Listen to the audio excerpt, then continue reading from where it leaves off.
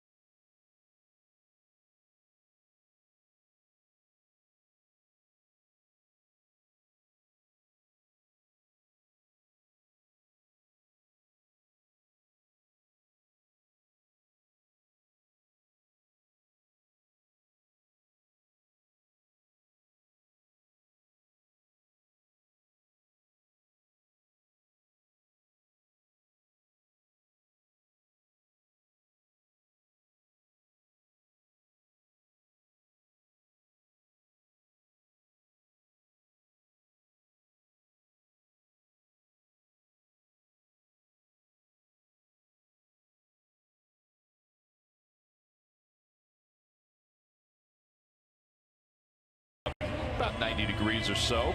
The roof has been open 19 times so far this year, so they are opening it a little bit more than usual. There's Trevor Plouffe. He's going to start in right field tonight for the Phillies and bat third for Gabe Kapler, who just gave his lineup card to the umpires. Our Nissan upgrade to the technology of tomorrow today. The Phillies' last 15 games are 11-4. They're averaging 4.5 runs per game. They have 15 home runs during that span. They certainly have played better, John, or have continued to play better.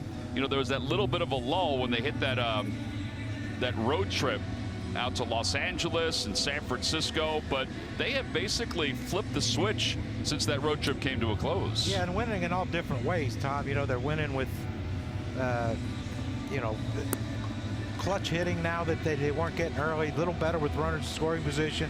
Starting pitch has been a constant, it seems like, for this team all season long. Aaron Nola just keeps going and going and going, and they've been so much more fun to watch here the last three weeks of the season than at any other point during the season. Well, they begin tonight in first place of the National League East, a half game ahead of the Atlanta Braves. Let's take a look at the Phillies lineup. It's brought to you by Xfinity, America's best internet provider, according to speedtest.net.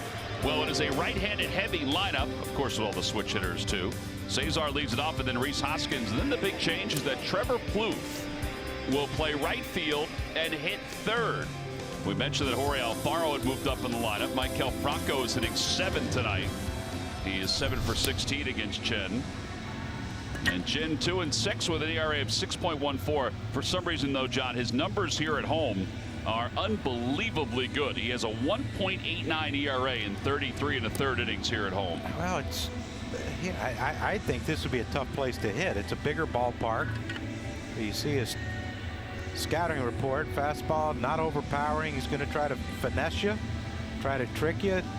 1-3 against the Phillies. Let's make that 1-4 and start off this last series before the All-Star break on a great note for the Phils. Well, and we talked about it. The splits between left-handed hitters and right-handed hitters are drastically different. So there's Trevor Plouffe chatting with Gabe Kapler. Now you got to remember, Trevor Plouffe is leading the National League in hitting. 1 for 1, baby. That darn right, hitting 1,000, Tom. Can't get him out. Cesar leads it off, and he takes the first pitch outside. So we're underway, and the count 1 ball and no strikes. Cesar 7 for 22 during this week, and was 3 for 4 last night against the Orioles. There's a strike according to Sean Barber, and it's 1-1. Right-handers are hitting .302 against Chen, and lefties hitting just .228 against him. So that is why Gabe Kapler does not have Odubel Herrera in the lineup tonight, and Nick Williams is not in the lineup tonight. 2 balls and 1 strike to Cesar. Inside 3-1. Gabe said, he said, listen, the numbers are drastically different. So we did look at that. Obviously they did, the way the lineup is situated. Slugging is about 140 points better right-handed. 3 balls and 2 strikes.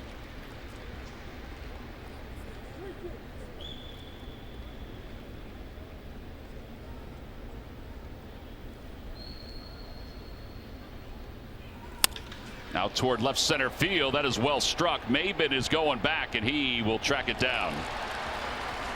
Well, that's why he likes pitching in this ballpark, John, because that's a home run in a lot of other ballparks. That ball was hit really good by Cesar to the deepest part of the ballpark. With Cameron Maben too. I watched him as soon as that ball left the bat. He got a great jump, and what a unbelievably direct route to the baseball. 3-2. You got the leadoff hitter. Last thing you want to do is try to trick him and walk him. At 399-foot fly ball out by Cesar. Yeah, they may have gone off a wall or two around Major League Baseball. There's Rhys Hoskins. He has 10 hits on this road trip. It's a long road trip. This is game number 9 on this road trip. Phillies are 5-3. Is that all? Seems like we just started. It does feel like we've been on the road for a long time. He went, according to the home plate umpire, 0-2. But it would have been nice, though, to have that off day yesterday. Would have been here in South Florida. Yeah, well, it could have been anywhere. Everything would look the same to me. Hoskins fouls it back. You mean it would look like a TV and a desk? TV and a room and a desk, and I wouldn't have seen that sculpture there. No, you wouldn't have. You have to need a big room to put that baby in. Can't take it down if they wanted to. Well, I hope it doesn't go off this weekend. Low and in. 1 ball, 2 strikes to Hoskins. I'll take it for granted that Marlins swim. I don't need to see it on that thing. Keep the Marlins from hitting a homer.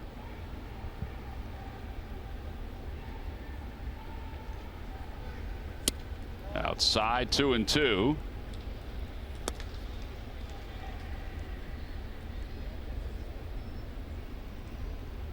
Wei-Yin Chen is 32 years old. You want to take a look at bad contracts? I mean, because of the lack of games that he's pitched in. That is a bad contract for the Marlins. 5 years, $80 million. And it doesn't run out until the end of the 2020 season.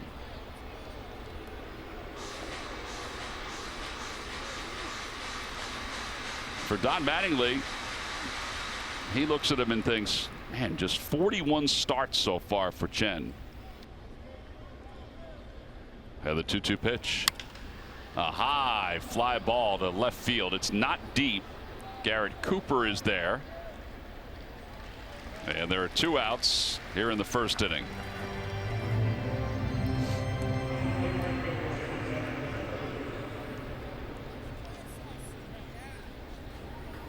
Got a couple balls. Look, Cesar hit his good, but it looked like Reese just missed that one.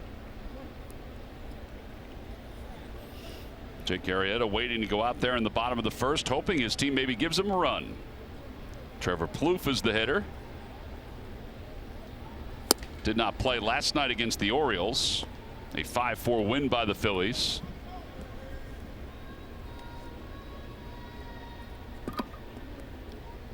Making his first start in the for the Phils.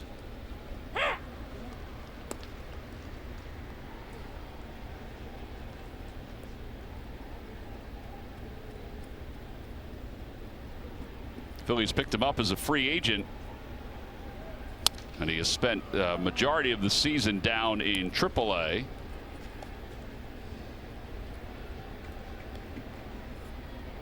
Where he had 240 with 11 home runs and 33 runs batted in.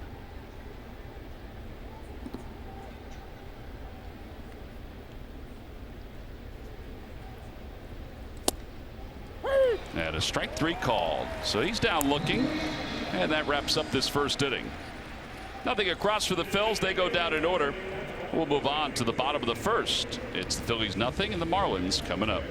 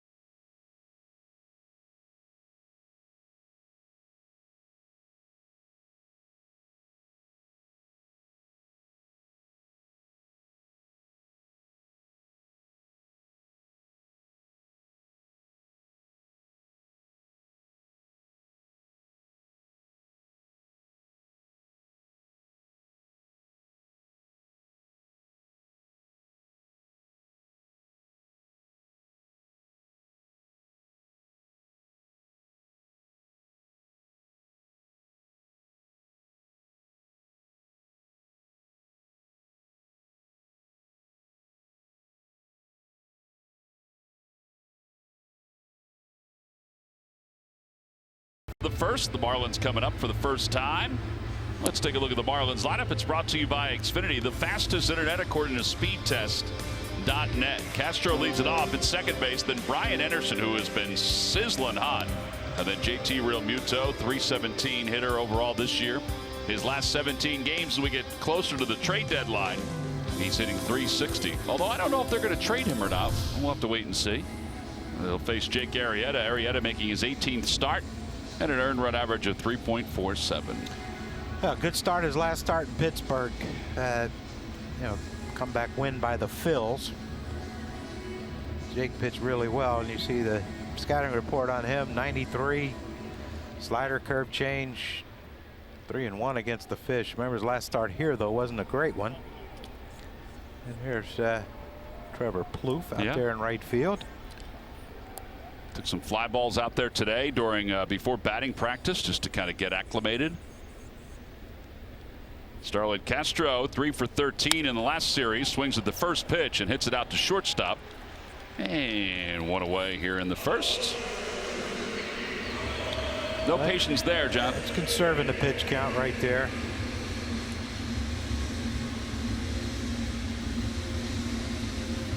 And now Brian Anderson will be the hitter. Continues like that, Tom. He can pitch tomorrow. 27 pitch complete game. Yes, he can. I would almost venture to guess someone's going to take a pitch here. At some point. Probably right here. And he does, and it's inside. 1 ball and no strikes. There goes that theory. Looks like he won't be pitching tomorrow.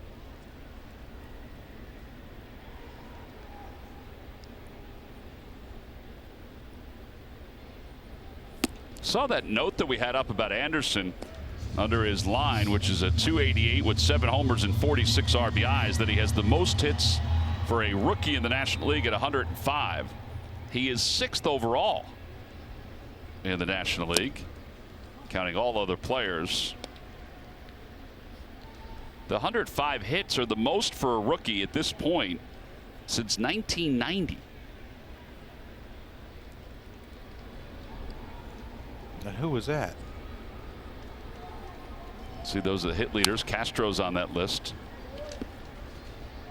Back in 1990, I'm trying to think. Was it Bagwell? Hold on a second, John. I will get that for you. Yeah, I need to know this. Unless it's our stump the fan question. It isn't. And Nope. you don't want to blow it.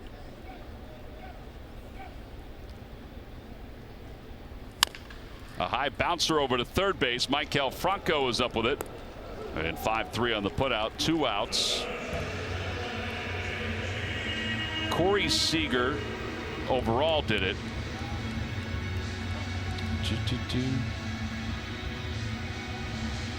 Last year he had 105. John, I'm going to have to get back to you on that one. We'll look it up. Where's Carl? Jamie's here for playing the role of Carl Graver tonight. JT Realmuto, who did not play in the last series, he was out on paternity leave.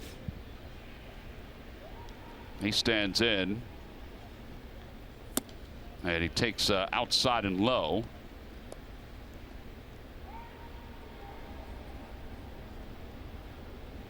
Realmuto, 317 with 12 home runs and 44 runs batted in. 1-1.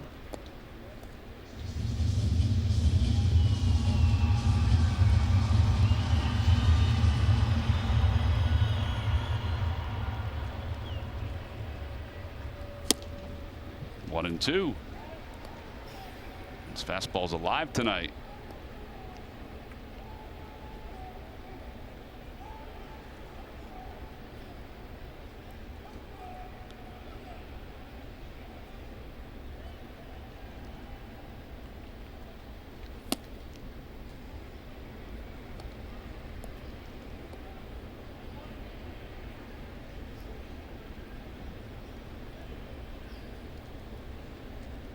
Can't get him to chase up in the zone. Our starting pitcher's been very effective with that pitch.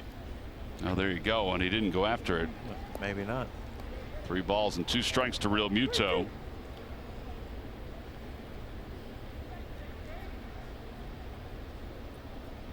Justin Bohr on deck.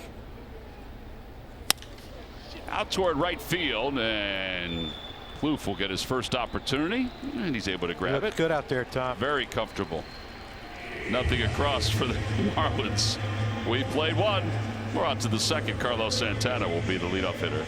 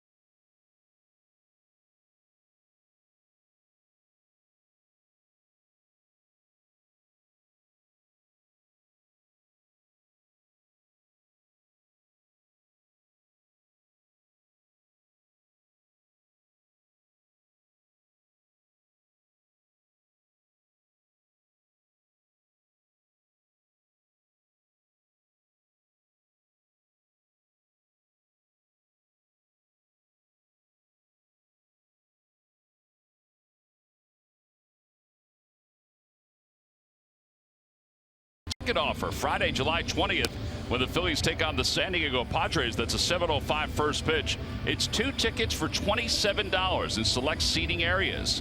Limited time only. Offer ends on July 18th. Visit Phillies.com/NOLA27 for more information. Phillies will take on the Padres once the break is over, and then the Dodgers come to town, which means that there'll be a chance for the Phillies fans to celebrate the announcement today of Chase Utley's retirement. 1 ball, no strikes. One of the more iconic Phillies was Chase Utley. Yeah, will you all give him my best We definitely regards? will. Because I will not be there for that one. We will say, Chase, John Kruk says hi and congratulations. Maybe he'll take a spin down Ocean City to see you. I would doubt that. 6-3 on the putout. Santana's retired.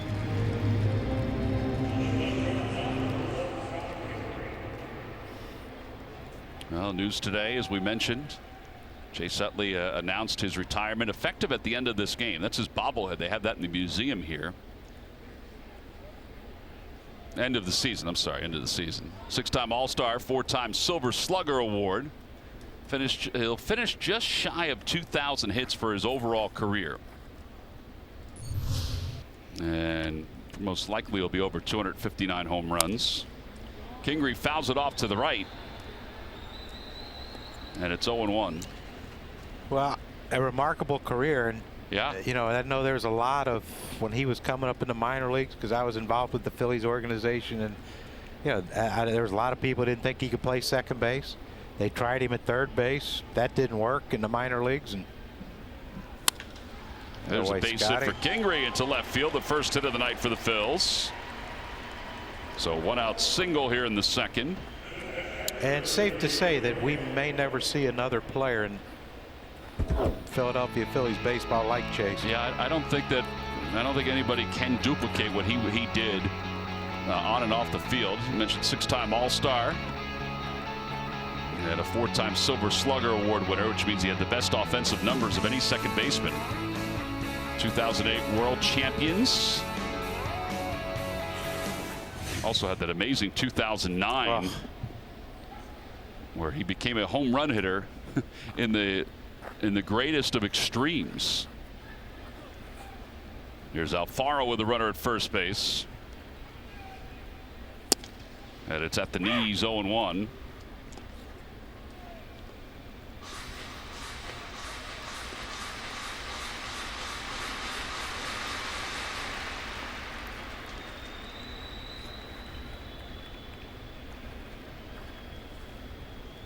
Alfaro last night was 3 for 4 with 3 RBIs, including that home run to center field.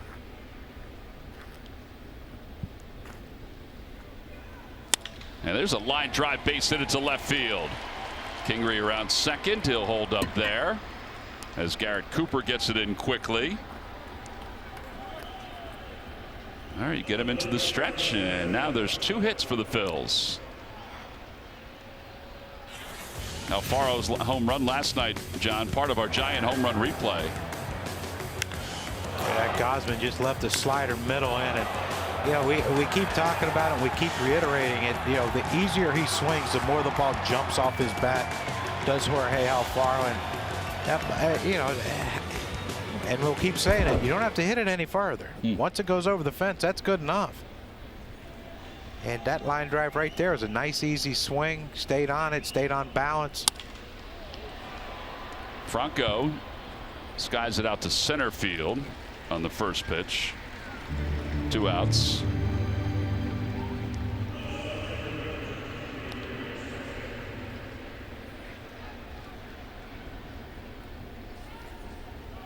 And now Aaron Altair.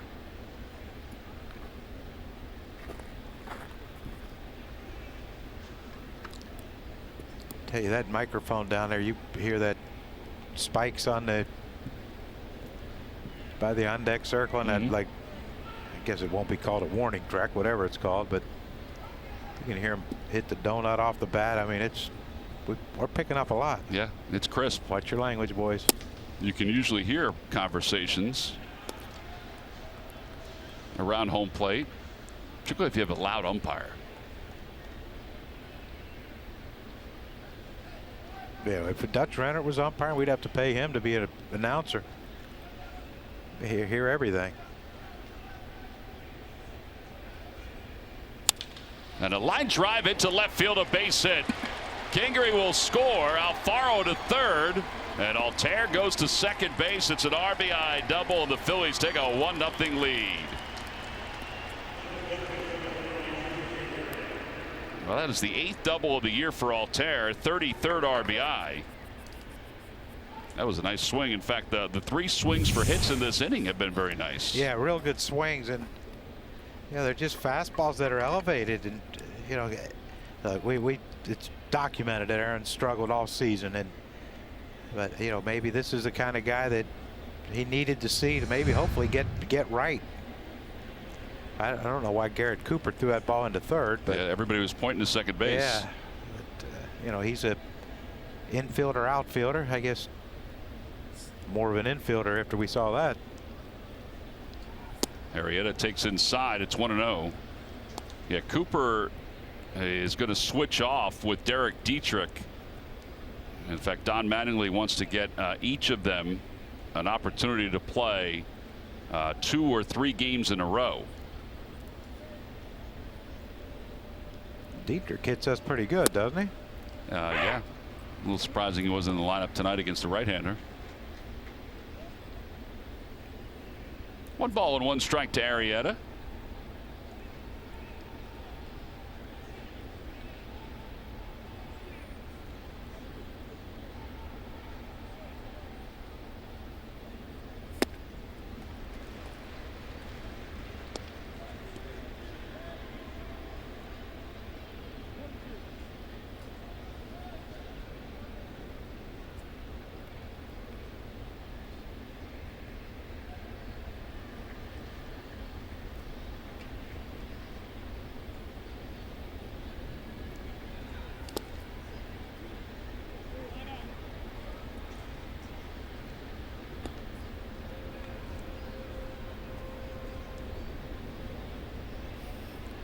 Real Muto making sure that one didn't get by him.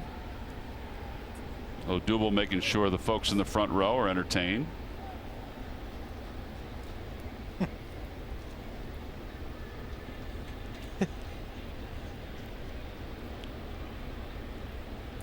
Priceless human being right there, bud.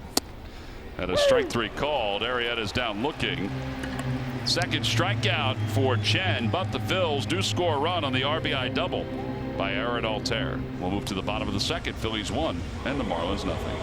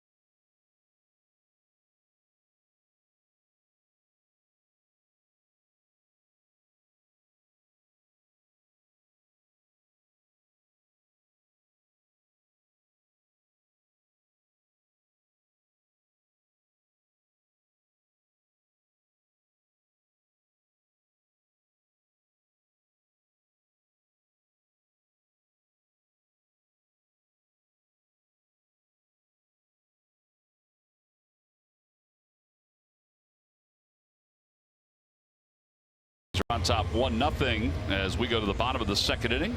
Jake Arrieta back to work with that 1-run lead. Let's check in with Greg Murphy. Murph.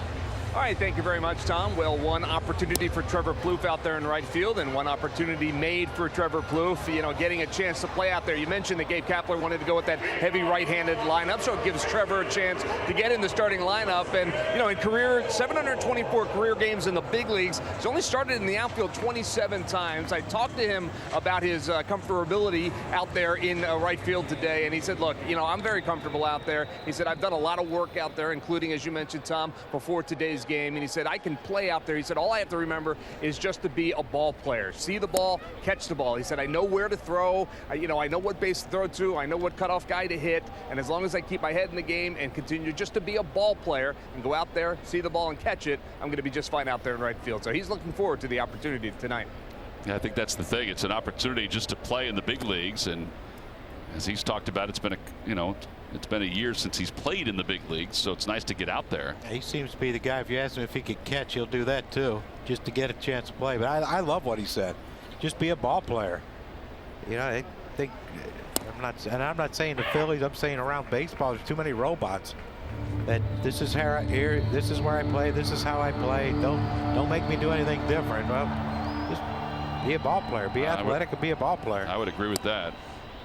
That one just missed outside. 3-1 to Justin Bour.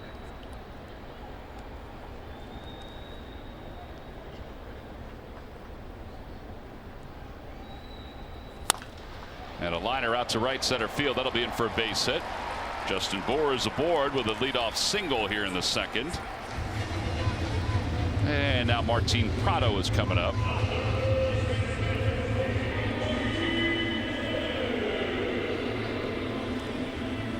Where you have to watch for Prado, not your prototypical fifth hitter. And you know, look, the average is not where it is normally is for Martin Prado. He's usually up in the 280s to 300 range, but he does have a great ability to hit the ball the other way, and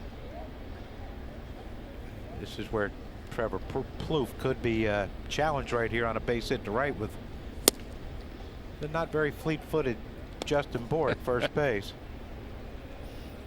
Prado hitting only .222, but as John mentioned, he has hit the Phillies well. 152 hits during his major league career against the Phillies.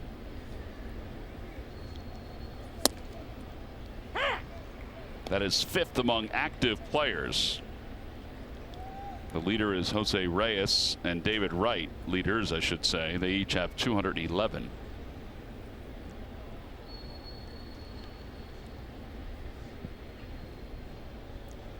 One ball and one strike to Prado. 2-1. Arrieta 57% of the time this year is throwing a sinker, 20% slider. And that curveball too. Surprising, only 3% four-seamer.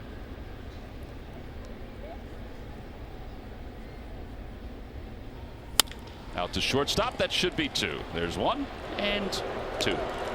An easy 6-4-3 double play. Trevor Plouffe doesn't have to worry now. No, he doesn't.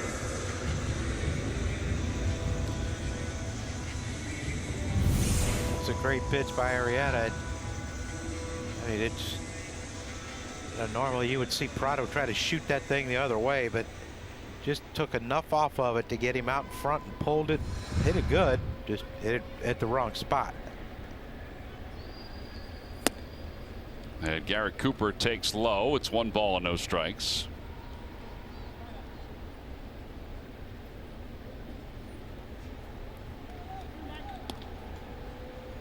Did he get a was he injured or something? Yeah.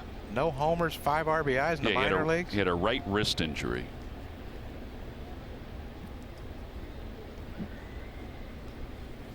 Inside, and it's 2-0. They do want to spend the next several weeks, though, seeing what kind of a player he is. By the way, John, that's the 17th double play that Arrieta has induced, which is tied for the top spot in all of Major League Baseball. I mean, considering he has about 20 less innings than the other two guys he's tied with, Mike Leake and Clayton Richard. Well, it's movement. You know, we talk about it all the time when Jake pitches, and you watch him over the years. I mean, just 3% usage of his four-seam fastball. That tells you whatever he's throwing is moving one way or another.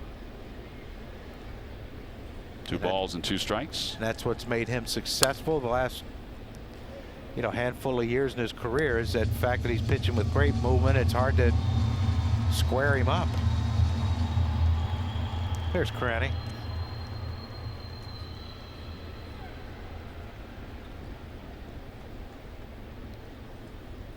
He didn't know if he can get through the interview today because his old friend and his old manager, Freddie Gonzalez, was riding him a little bit. Cranny hadn't stopped over and chatted with him. Freddie said to Andy McPhail, he said, "You hired him for 2 different jobs." And Andy goes, "Yeah, I did. I'm a glutton." And a foul tip. That's the first strikeout for Arrieta. No runs, 1 hit, and nobody left. We have played our first 2 innings here in South Florida. We'll head to the 3rd with the Phillies on top 1-0. And Jake Arrieta is around the strike zone tonight. That's a good sign as he picks up his first strikeout.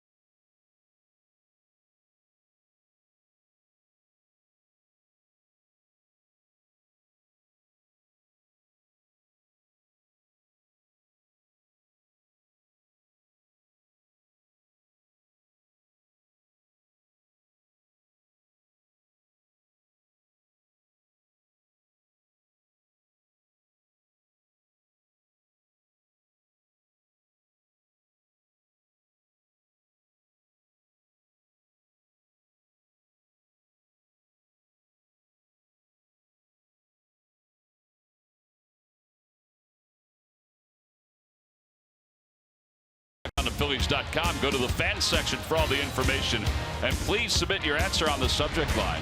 All right, John, here's the question. Who was the last Phillies player to start at first base in the All-Star game?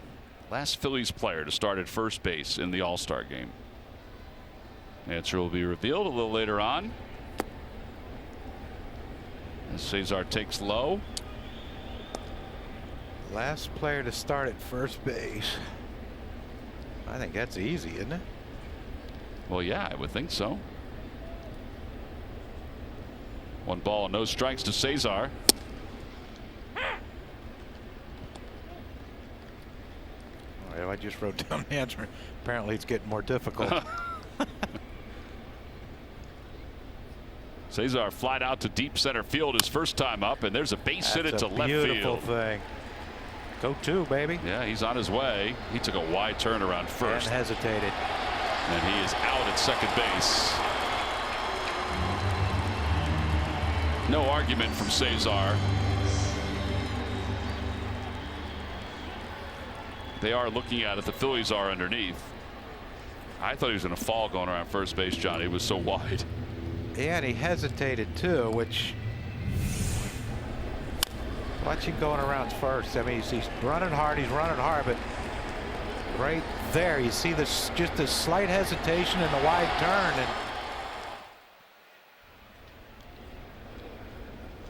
And that was awfully close. Wow, that's. Well, I guess we won't ever know. All right, so the putout goes 7-4. And Hoskins takes low, 1-0.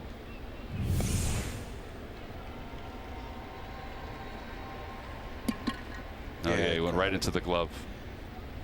That was a good shot right there. Well, our cavity's pretty good. Oh, yeah. They really are. Fun people to hang out with. Well, it's nice that you're impressed with them. Some of them. Though someone on social media said that Odubel and Wayne should have a reality show. That would be very interesting. Would they live in Maryland or in the Philadelphia area? Not so certain either one of them would care. 2 balls and 1 strike to Hoskins. 3-1.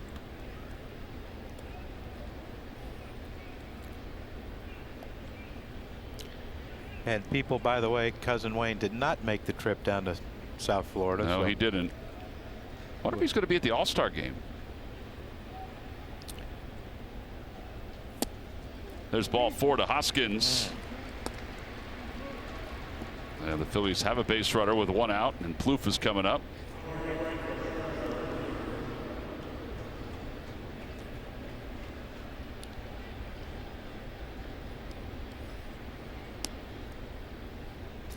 Trevor Plouffe's average dropped 500 points, Tom, and still leading the league. Still right there amongst the league leaders. Yeah.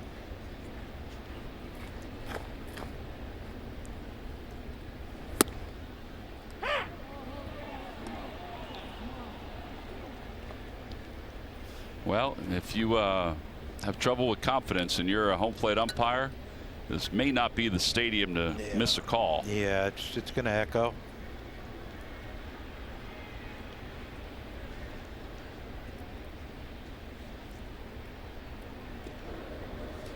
Hoskins with a short lead draws a throw.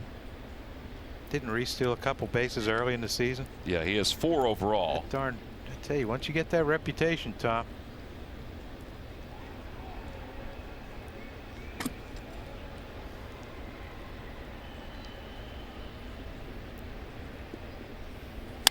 Oh, look out. Yeah, man. There is no exit velocity on foul balls. But that one was going to be really fast. All right, they did pick it up. 109 off the bat. That is the hardest hit ball of the night.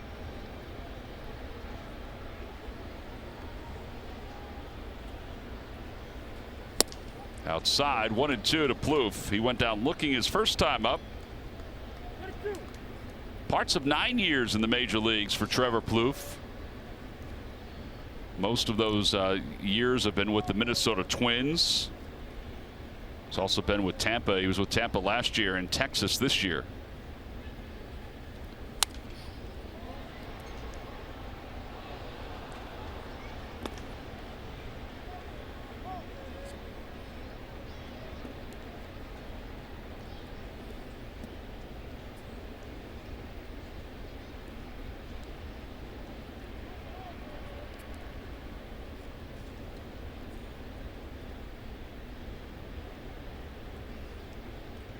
Also spent time with Oakland. Forgot about that.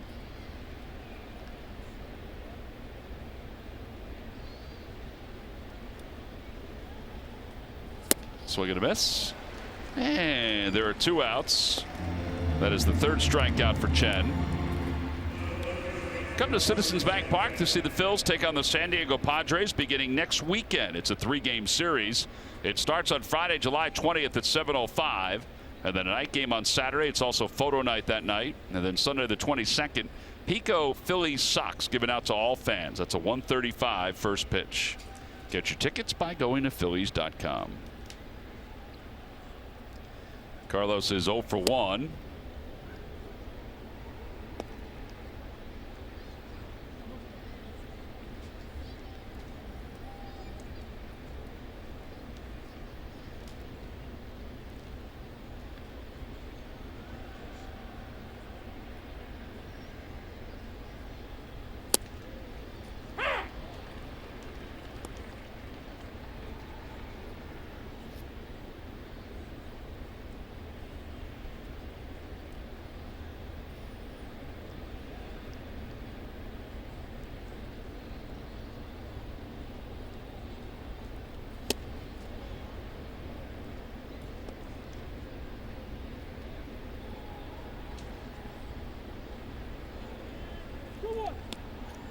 Oh, woke me up. 2-1, John. Yeah, it is. For those of you who can't hear or didn't hear, that was loud. That one's fouled off to the right side.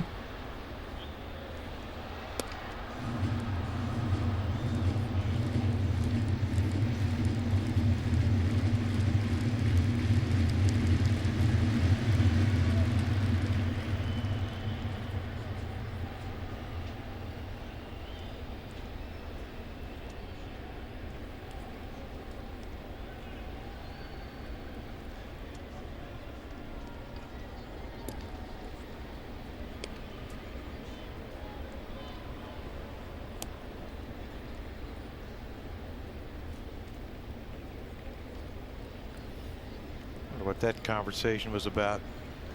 Bohr said something and Reese started looking around. He did start looking around.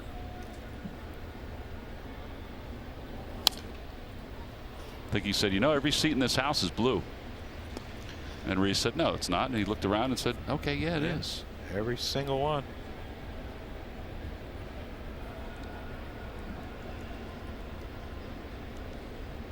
It really is a nice ballpark. I mean, it's clean. Yeah, I mean, you know, Stock and I were talking about it coming over. He's never been here. And I said, it could be, there's some quirky things, but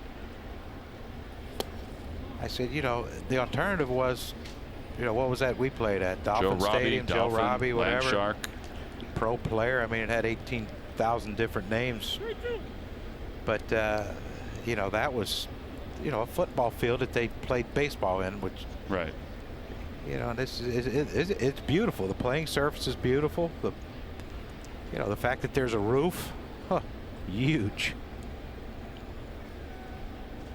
3-2, 2 outs. Hoskins goes. Pitch is hit in the air to right field, not deep.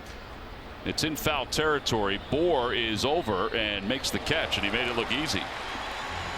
No runs, 1 hit, and 1 man left for the Phillies. 2.5 in the books. 1-0 Phillies as we go to the bottom of the 4th inning.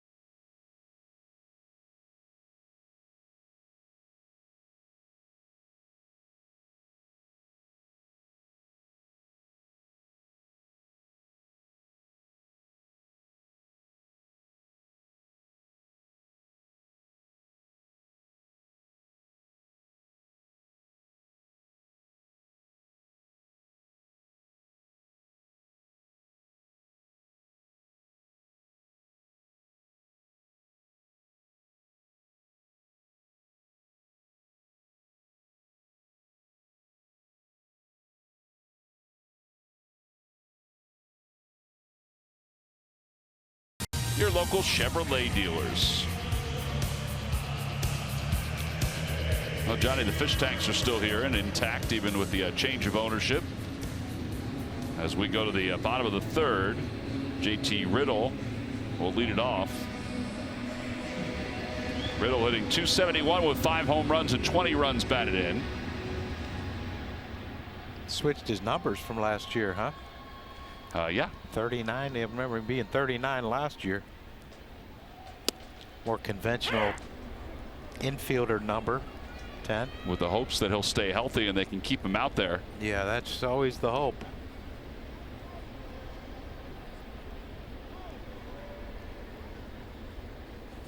Riddle hits it down the left field line, slicing away from Hoskins and out of play. The wall, Reese.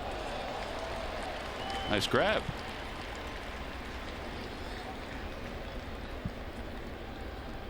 Is that interference? No, I don't think he leaned. He was right on the line. I don't think Reese was there anyway. Yeah, he probably wasn't. It was close to being over. I don't think Reese or Moises Alou would have been able to make that catch.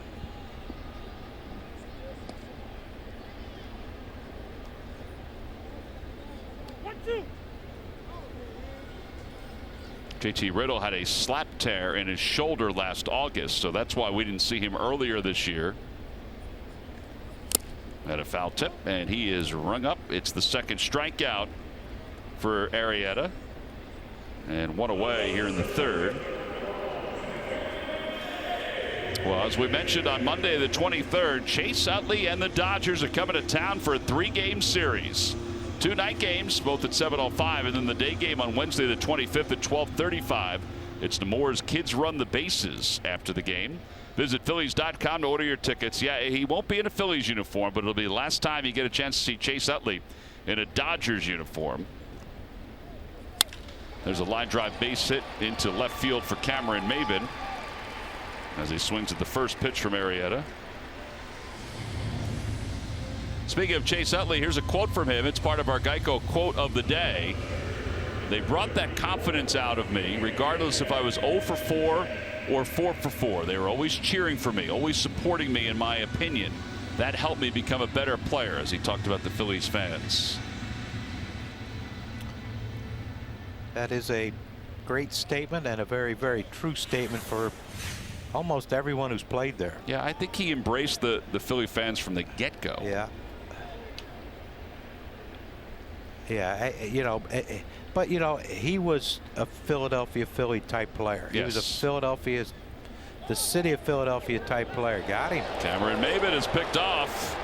Phillies haven't picked somebody off in a while. They had a good run going earlier this season, and they get Maybin.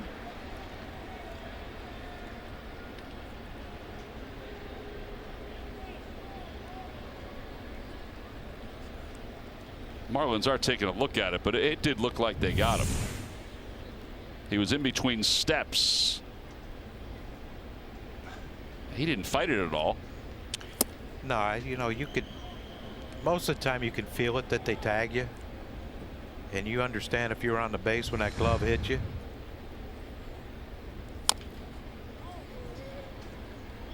That is for the Phillies. That is their 9th pickoff of the season. The leader. Well, the Padres have been leading all year, but they keep adding to it. 15. Braves have 12. The White Sox have 12, and the Mets have 12. That's what I don't understand. Like, where was he going? Yeah, I don't know. With the pitcher up. With the pitcher up, Chen's going to be bunting. I mean, Chen is 3 for 21 this season. He did not have any hits until this year. Well, maybe that's why they're going to hit and run. He's swinging the bat real well this year.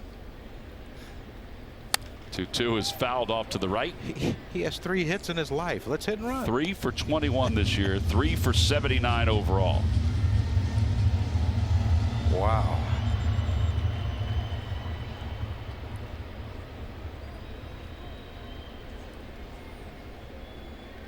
And now the 2-2 pitch. Little dribbler out in front of the plate. Arrieta casually has it. Ken casually runs. And the putout goes 1-3.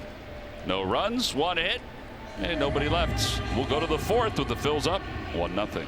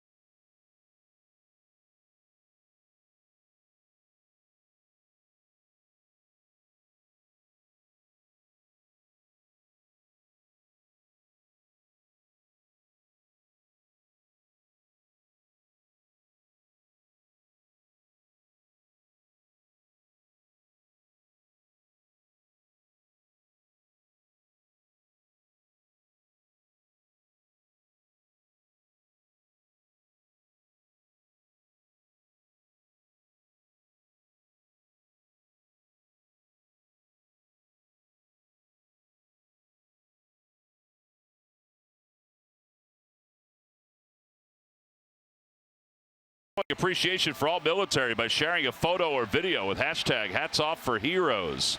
For each post, T-Mobile will donate $1 to support veterans.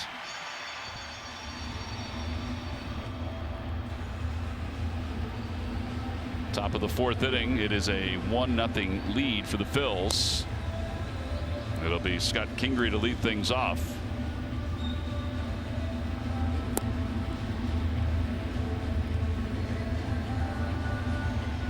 And Chen made the last out, so he is just finishing up his warm-up tosses.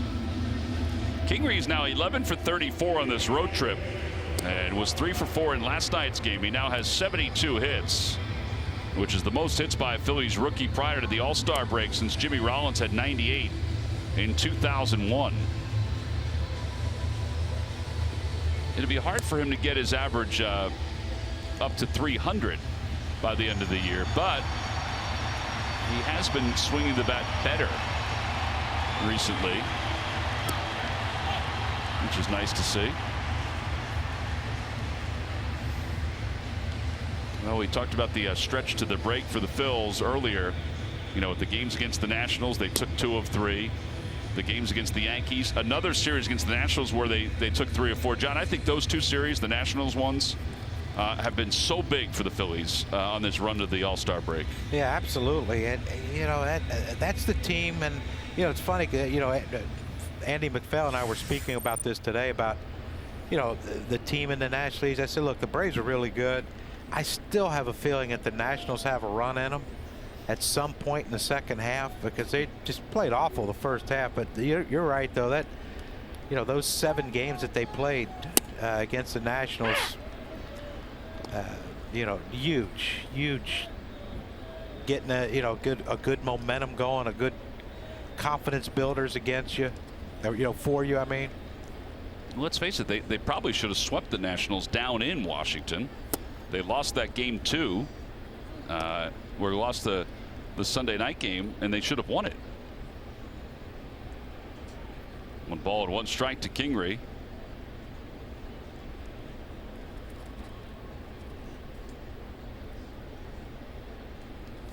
Outside, 2-1. Nationals are in New York, finishing up the last weekend before the break against the Mets. The Braves, meanwhile, are facing the Arizona Diamondbacks. That's not an easy team to face going into the break.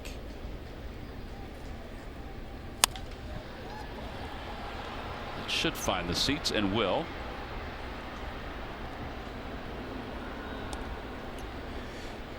So our Greinke was added to the All-Star team, right? Yeah. So was Jeremy Jeffress from the Brewers. I have to think that Sir Anthony's close, right? I don't know how they do that stuff. Just a bunch of men in suits standing there in a room. You know, another guy can't go because he's pitching Sunday or gets hurt. Right. Who knows? 4 strikeouts for Chen as Kingery goes down looking.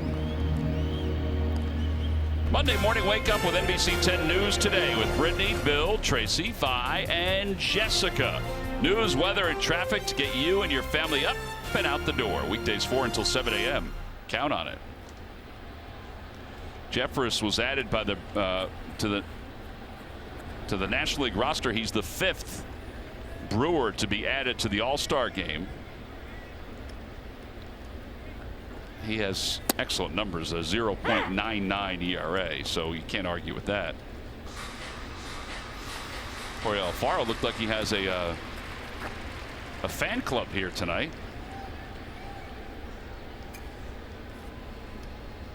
That's something we would do, John. We'd put Kevin Camasholi's face on a shirt or something like that. Yeah, I've seen that. Minute with Murph. Yeah, put Murph's face on a shirt with his fingers going out saying, "Do I have a place for you?" or something like that. You know, just that's something we would do.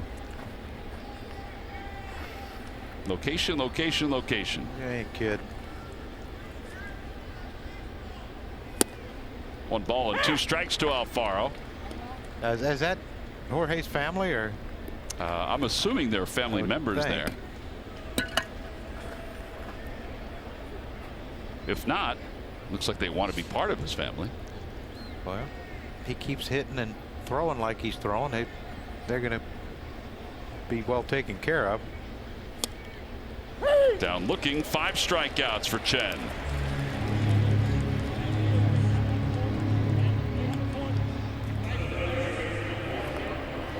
Sean Barber just told him it was on the corner.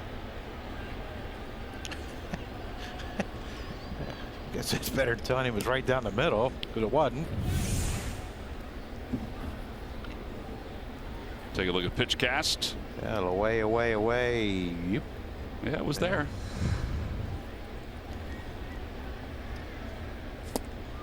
Oh, and 1 to Michael, who had a hit last night. He was 1 for 5, 6 for 19 this week.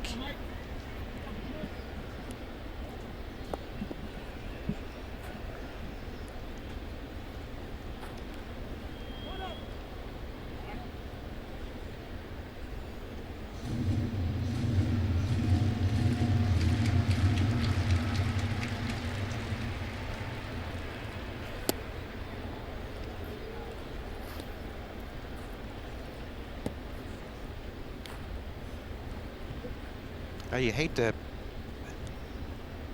Yeah, I know it's still early. It's only the top of the 4th inning, but you hate to. And they're playing better.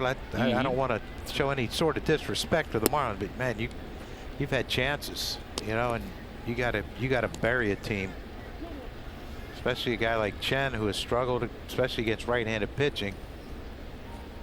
Since the 1st of June, the Marlins are 19 and 20.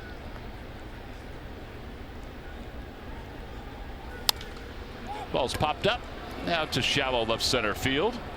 Riddle, the shortstop, is there, and the Phillies go down in order for the 2nd time in tonight's ball game.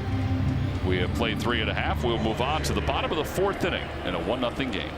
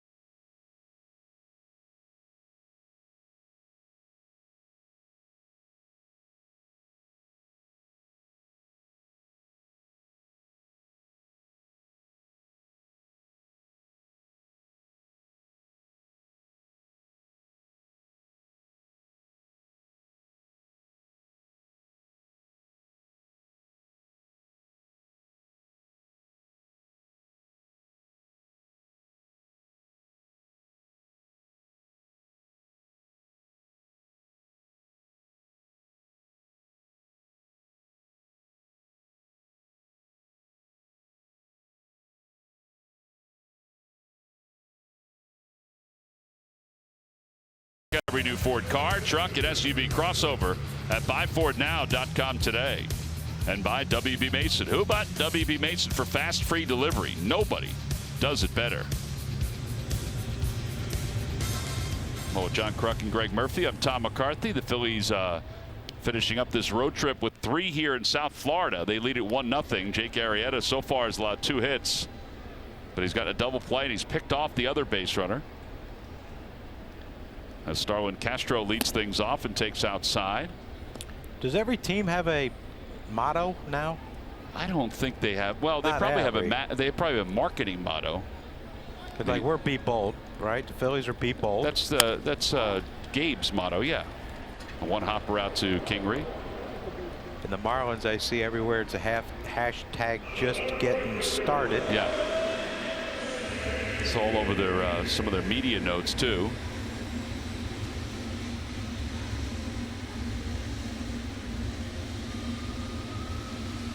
Well, they're trying to rebrand this entire team or this franchise. In fact, they got DJ Khaled and some other artists to be part of the marketing push. Imagine it'd be pretty easy to get a marketing push by celebrities if Derek Jeter gives you a call. There's some truth to that. It does help to have Derek Jeter.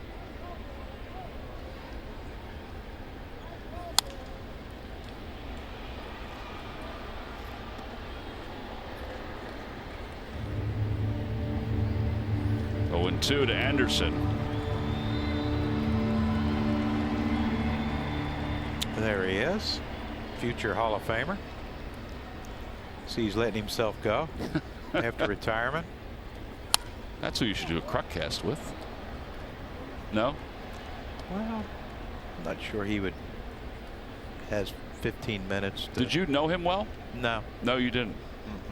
I just didn't know with all the national games that you did if you came across him at all. Yeah. Not sure the Yankees and the Red Sox were big fans of us. Because you were around them so often? Well, that, and it seemed like we, you know, they were on every other Sunday night. Well, so, that is true. So they were leaving, you know, other teams were done playing by 4 on the East and going wherever they had to go. They were just arriving. They were just getting to the ballpark. Out towards shortstop. Anderson not happy about that. Didn't sound like it. And they're 2 outs.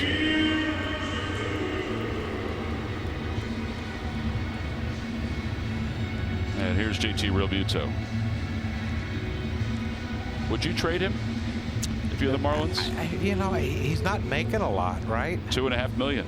Yeah, and what, they have him under control for probably another year? I think it's 1 more year. 1 more year. So, you know, I've said this before, but it's funny when a team is not in the pennant race. You know, all these media, they have him under control for 2 more years. So, you know, the media all of a sudden is like, oh man, they should trade. You know, they're going to trade this guy and this guy and it. You know, at some point you have to keep some of them, or else you're going to have a whole team of rookies next year. That's one of the thoughts, just reading some of the articles in preparation of the series, that they're toying with the idea of signing him to an extension. Now, if he would do that, then I think you do it. Yeah. However, if there's a team looking for a catcher, the Astros might be, because, you know, McCann's not back until the middle of August, and Stassi's been nicked up. That's interesting. Yeah, you know, who on this team though do you build around? You know, you have a catcher, all-star catcher now, who can hit, run, has some pop.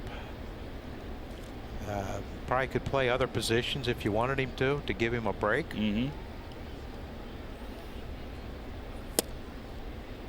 3-2. Yeah, when you look at this team as a whole, of course, you have to see if Riddle can stay healthy. Anderson, and you know, you have Realmuto and Bohr.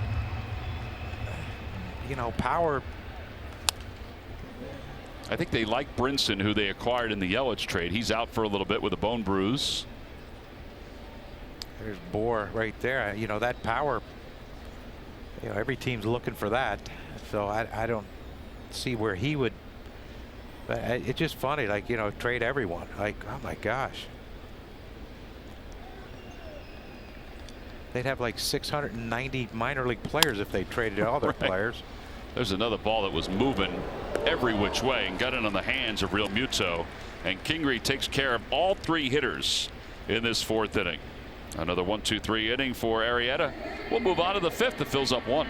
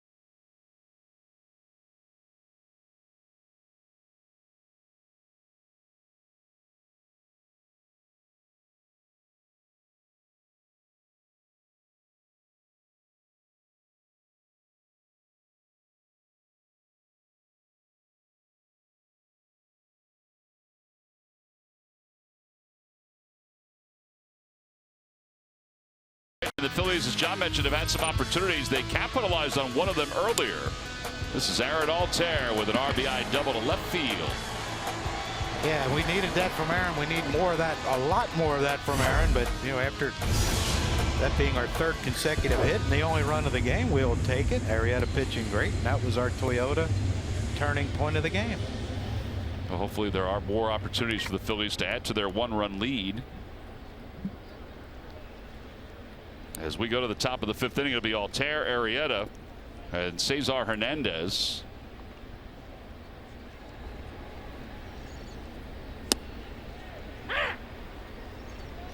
I'm sorry, I said 3 consecutive hits. It was 2, and then McCall flied out. Oh yeah, that's right.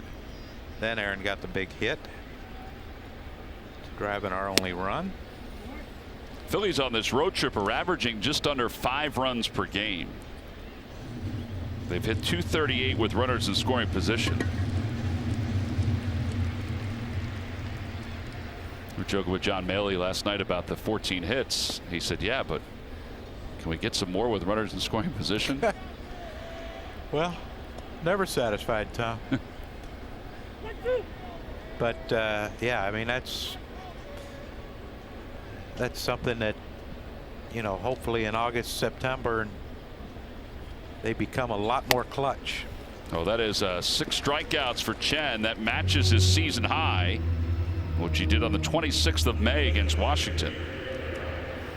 1 out. Arrieta's coming up. Let's check in with Greg Murphy. Murph. All right, guys, time for our Coors Banquet timeless moment. We'll take you back to a simpler time, July 13th, 1915, when the Phillies beat the Cardinals in St. Louis 8-0 to take over the National League lead, which they held for the remainder of the season. Grover Alexander won his 9th game in a row, and that was his 2nd longest winning streak with the Phillies. July 13th, 1915. Simpler time, Murph. Yes, it was. A simpler time. That Grover Cleveland Alexander was a pretty good pitcher.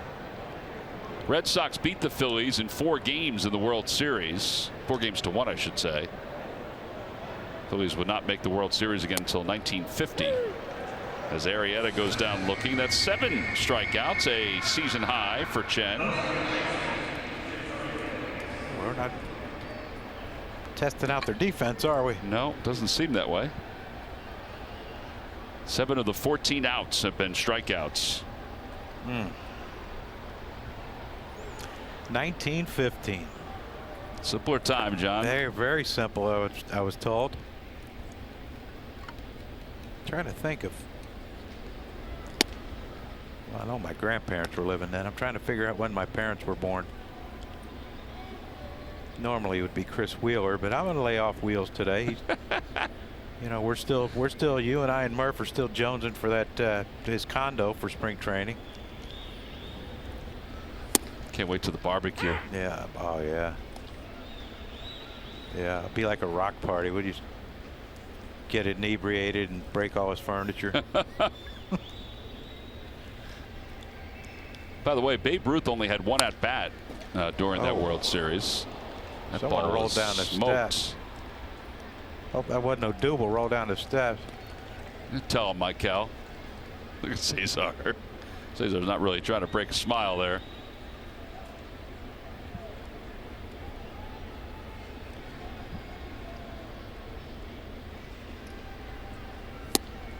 He just struck out the side. That wasn't a good inning, Tom. No, 8 strikeouts for Chen. I think Chen was surprised that was the final out. On to the bottom of the 5th inning, 1-0 Phillies.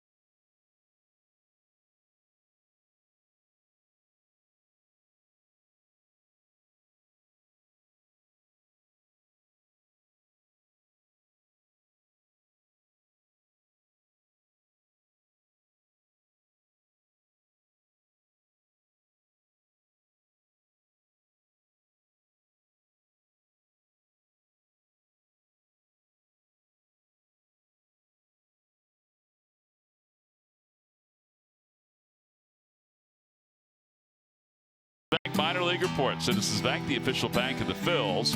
Well, yesterday, Lehigh Valley lost to Buffalo. Reading lost to Bowie. Derek Hall had a home run and 2 RBIs. Clearwater lost to Dunedin 3-0. Mickey Moniak with his 3rd hit in 2 games. Spencer Howard had 8 strikeouts over a 7-inning complete game as Lakewood swept Asheville. Tonight, Adam Hazley has 2 home runs in his 2nd game with the Reading Fightins. There's the bobblehead museum here at the ballpark. Some of the Phil's favorites. I wonder if is your bobblehead in there? Have you ever looked? I don't even know where that is. Down on the concourse? Yeah, see that green one underneath? Keep going down. Keep going down. Oh. Justin Bohr, foul tip, 1-1. The green one underneath was me. There was a green one underneath? What was it? Oh, I don't know. Just was green. Why do they have bobbleheads of other teams, players? Jeffrey Loria, the former owner, bought that bobblehead collection. Oh, from somebody. really? Yeah.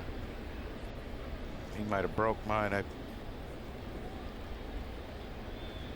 My chance meeting with him was. Oh, it didn't go well? Well, it didn't go well at all, Tom.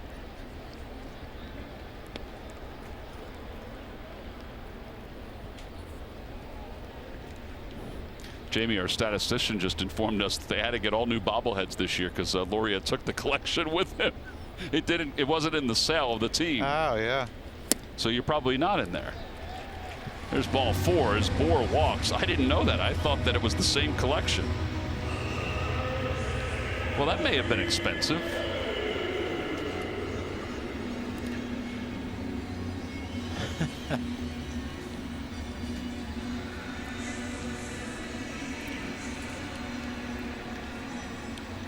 Jeffrey Loria sent some of them to Cooperstown. He kept a small amount. Martin Prado hit into a double play his first time up. Phillies lead at 1-0. They got a run into the 2nd inning on a double by Altair. Yeah, I was down here before they played their first game here. Mm-hmm. And I was down in the Marlins dugout with Ozzie Guillen, my old buddy, and didn't realize the gentleman beside me was Mr. Loria. Ground ball to 3rd. That could be 2 again. Franco to 2nd for 1. And over to 1st. Another double play. 5-4-3. Last one was 6-4-3. Jake's going to get a lot of that. You mentioned about the number of ground ball outs he does get. And, you know, that's the thing. You walk a guy to lead off the inning, you think, oh, boy, we're in trouble. But, you know, this is what makes him what he is because of that ability with all that movement to get ground balls and weak contact. And he's done it. Not that it's been weak contact by Prado, but it's, you know, Bohr's let off. He let off the 2nd with a base hit. He let off the 5th with a walk. So you talk about the leadoff man on base and has been erased both times with double plays. Yeah, 9 of the 14 outs have been on the ground. And that's when you know that baby's working.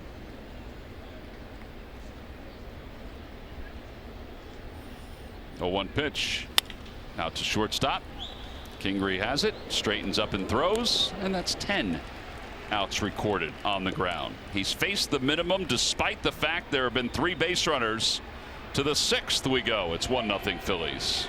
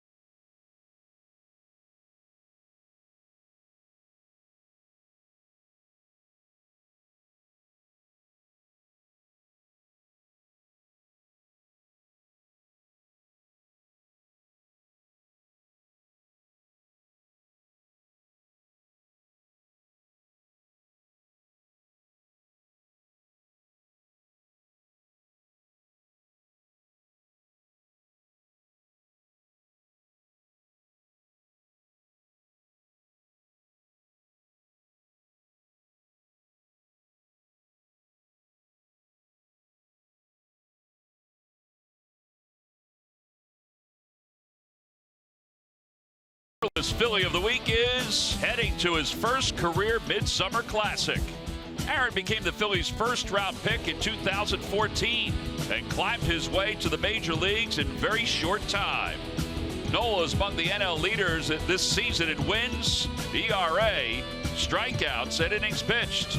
He has towed the rubber for the Phils with one of the best curveballs in the league and has his team in postseason conversations. Congratulations to Aaron on his first All-Star selection. And it's brought to you by Independence Blue Cross. Live fearless. Aaron will pitch tomorrow for the Phils, so that'll put him in line to pitch on Tuesday in the All-Star game. There's a wide shot of the bobblehead museum. I know there's a couple of Fanatic bobbleheads that are in there. Rhys Hoskins leads it off against Wei-Yin Chen, who has a season-high 8 strikeouts tonight. Rhys is 0 for 1. He walked his last time up.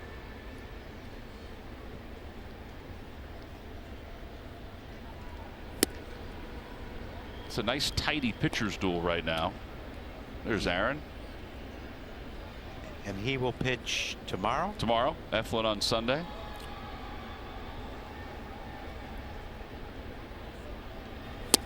One and two. He must be hiding the ball. Has to be. It's going to be interesting talking to some of the guys tomorrow to see just exactly what they aren't seeing. Because a lot of these are strikeouts looking with fastballs.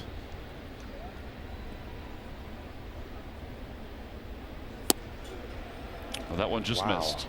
Just missed. The backdoor slider. Good pitch by Chen. I got to say, too, the home plate umpire, Sean Barber, just looking at the pitch cast and where the strikes have been called and the balls, he has been right on it. Over toward the hole, but backing up on it is Riddle. Boy, he looked very comfortable backing up on that. And one out here in the 6th inning. Distance, too. Not all whiteboards are created equal, so look no further than Quartet. Their huge selection of porcelain and glass whiteboards will not stain, ghost, or dent. Order today from WBMason.com and have your local WB Mason driver deliver and install it for you. Who but WB Mason? Here's Trevor Plouffe, who is 0 for 2.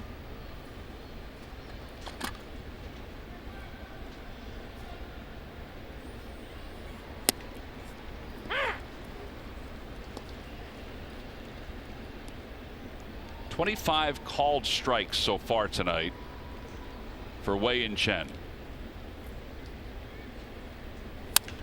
Fly ball short right. 2 outs.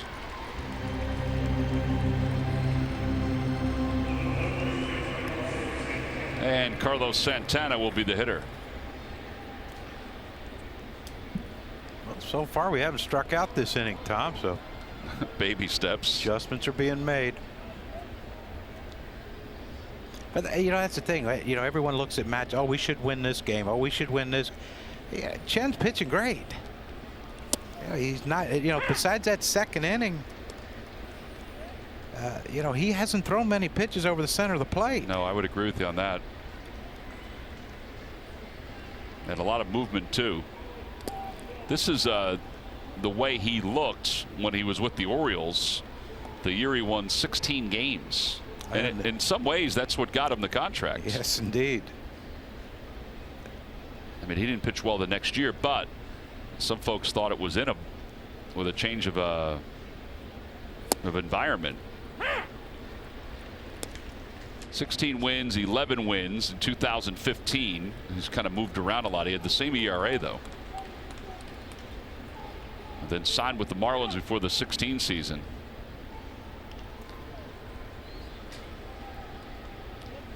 He's out of Kosing City, Taiwan.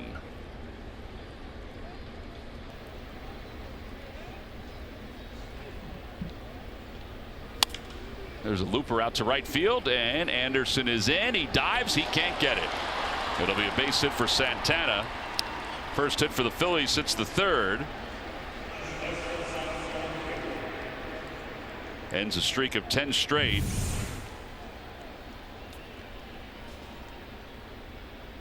Yeah, that's that ball could have hit him in his face, but you saw what he did with his glove. Once he realized he started his dive and he couldn't catch it, he turned his glove over to try to smother it with his glove and kept it in front of him. Now, it didn't hit his glove, but he kept it in front of him and kept Carlos from getting into scoring position with 2 outs.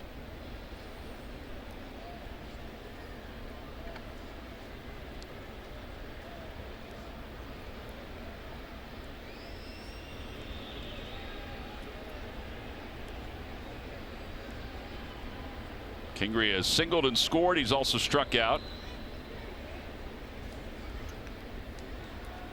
It's got the wrong scouting report on our guys. Why? Because they're throwing over against guys that would normally not steal a bag. Reese and Carlos.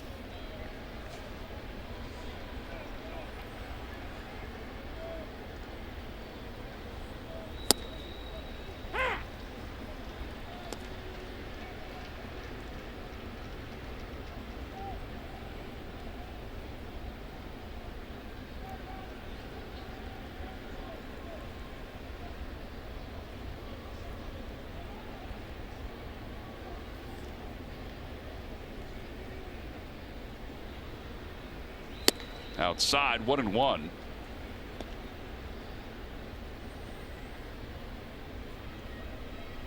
Jen is one of 14 players, as Dusty Watson lays down the signs. There's really no sign here. One of 14 players who was born in Taiwan to play in the big leagues. Chin-Feng Chen was the first one back in '02 with the Dodgers.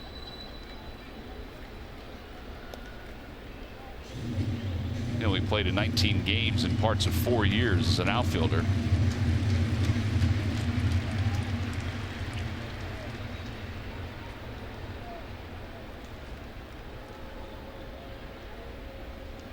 Hitters have not fared all that well. Fly ball, short right. Castro, the second baseman, is out there. And he'll make the grab. No runs, 1 hit, and 1 man left. 5.5 in the books. We'll head to the bottom of the 6th.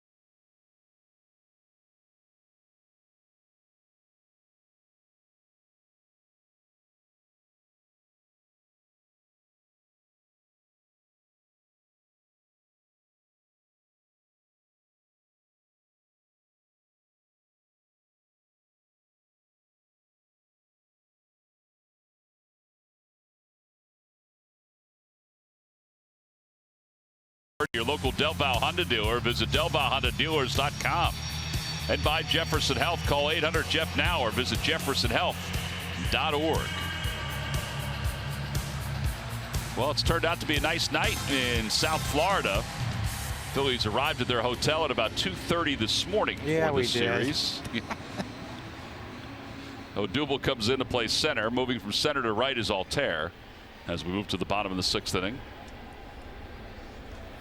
And the first pitch lined out to second, 1 away.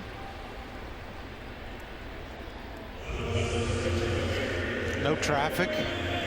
Very little traffic at that time of the night. Didn't have to wait to check in. I mean, we were pretty. 2 sets of elevators, so it was pretty quick. Oh, yeah.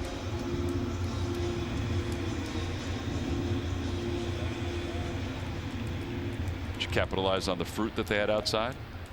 No. Did you go there? What's that? South Beach, Clevelander, downtown. Did I make it there? Yeah. It's probably open at that time. I told Stock if he wanted to go, I'd go with him, but. And what did Kevin Stocker say? He laughed at me like. 1-0 pitch to Maben. Outside. 2-0. Right. So Plouf's out. Odubel's in. Yep. And it looks like a right-hander's coming in for the Marlins in the 7th inning.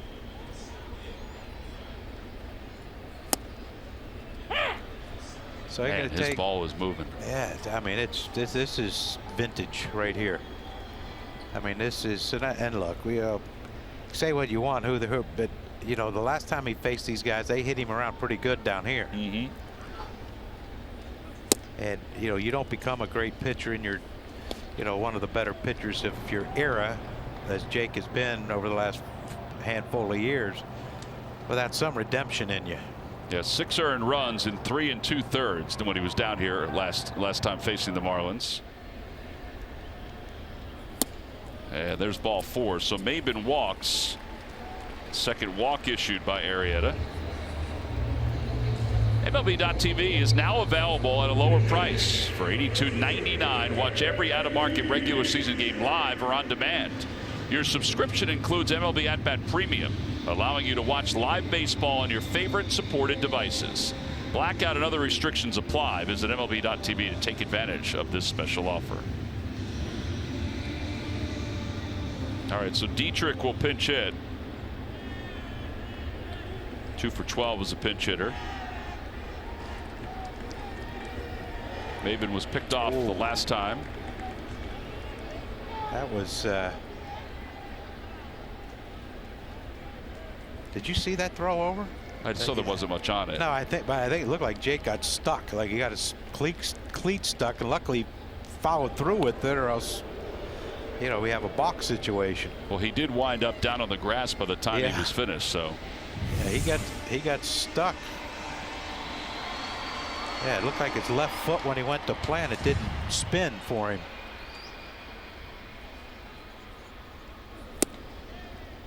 One ball and no strikes to Dietrich.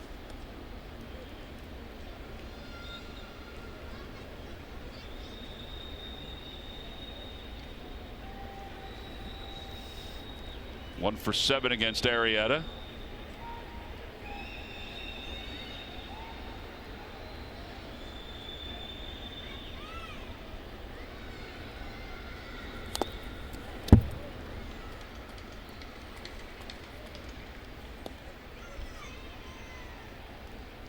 Ball get a piece of the umpire? It hit someone lower extremities. Just hope it's not Jorge, man. These 4 days are going to be, I would assume, pretty enjoyable for him. Yeah.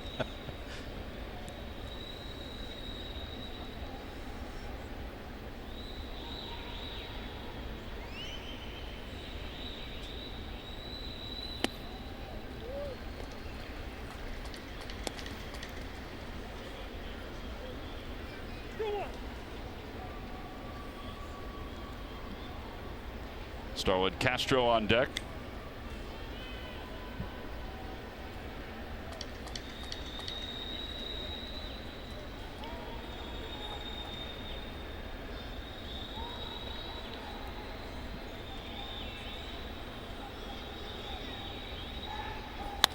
In the air to right field. It's over the head of Altair, and it's off the top of the wall. Played well by Altair. They're going to wave Maben home. The throw to the plate by Kingery is in time. He got it before he got the plate. What a relay from Altair to Kingery to Alfaro. And there are 2 outs.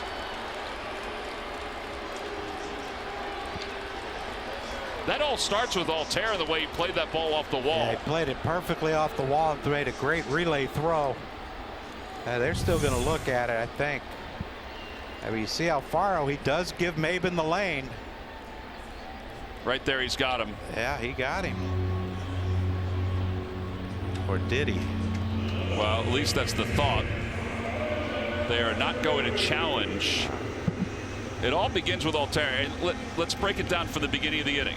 Gabe Kapler makes the adjustment to take Plouffe out. Not saying Trevor Plouffe couldn't have made that play, but he's not a seasoned outfielder. Brings Odubel into center, moves Altair to right. Altair reads it perfectly and plays it off the wall beautifully. One hop, and that the only way you get Maven there is perfection. One hop, great throw to cut off, great throw to home.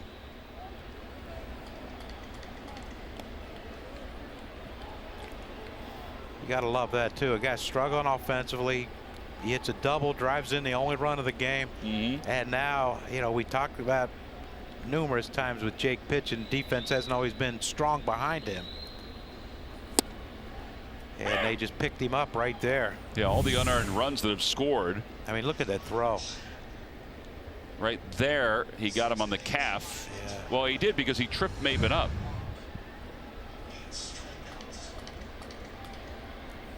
One ball, one strike to Castro. One ball, two strikes.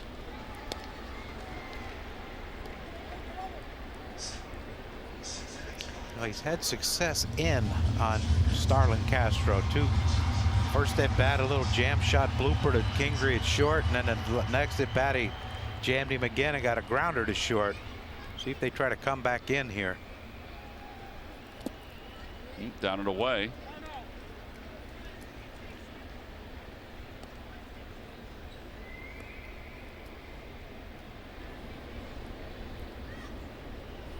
The other thing, you can't fault Freddie Gonzalez for sending Maben either, because not a whole lot's happened offensively for the Marlins.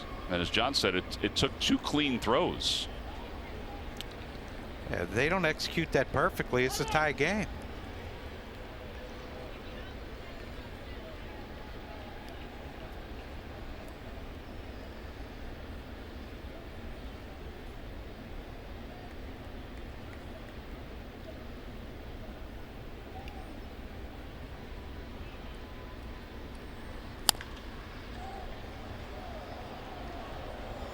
He tried to get in there with that one, and look at that. Castro was kind of looking in there, which, watch his play. Look at Altair. He's just reading it and reading it. You know, a couple hops off the wall, but a great relay throw. One hop to Kingery, which normally in that situation, you know, fly ball to right field, the second baseman's a first cutoff man. But because of shift, you know, Kingery was closest, so he went out and got it. Stronger arm than Cesar, and just perfection. Fly ball, short center field. Odubel Herrera comes running in, and he makes the catch, and the inning is over. Well, the defense of Altair and Kingery make sure that Dietrich's double didn't produce a run. We'll go to the seventh.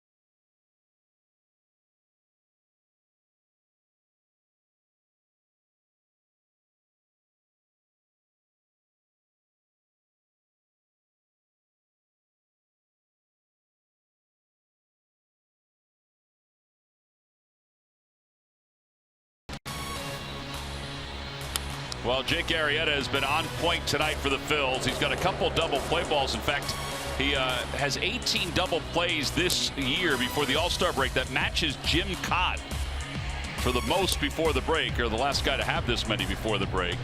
He also had some pretty good defense behind him, not only those double plays, but also the play by Aaron Altair and Scott Kingery. So now we take a look at your Delaware Valley Honda Dealers game summary as we go to the top of the 7th inning, and the Phillies up 1-0. The only run is an RBI by Aaron Altair. Now they give that a single for Aaron, and he went to second on the throw. I thought they gave it a double. They gave it a double. Well, either way, it's an RBI and the only run of the game. They announced double up here. I don't know if they changed it or not. Here's Alfaro, who is 1 for 2, and he takes a strike from Javi Guerra, the relief pitcher for the Marlins. Just his 3rd game.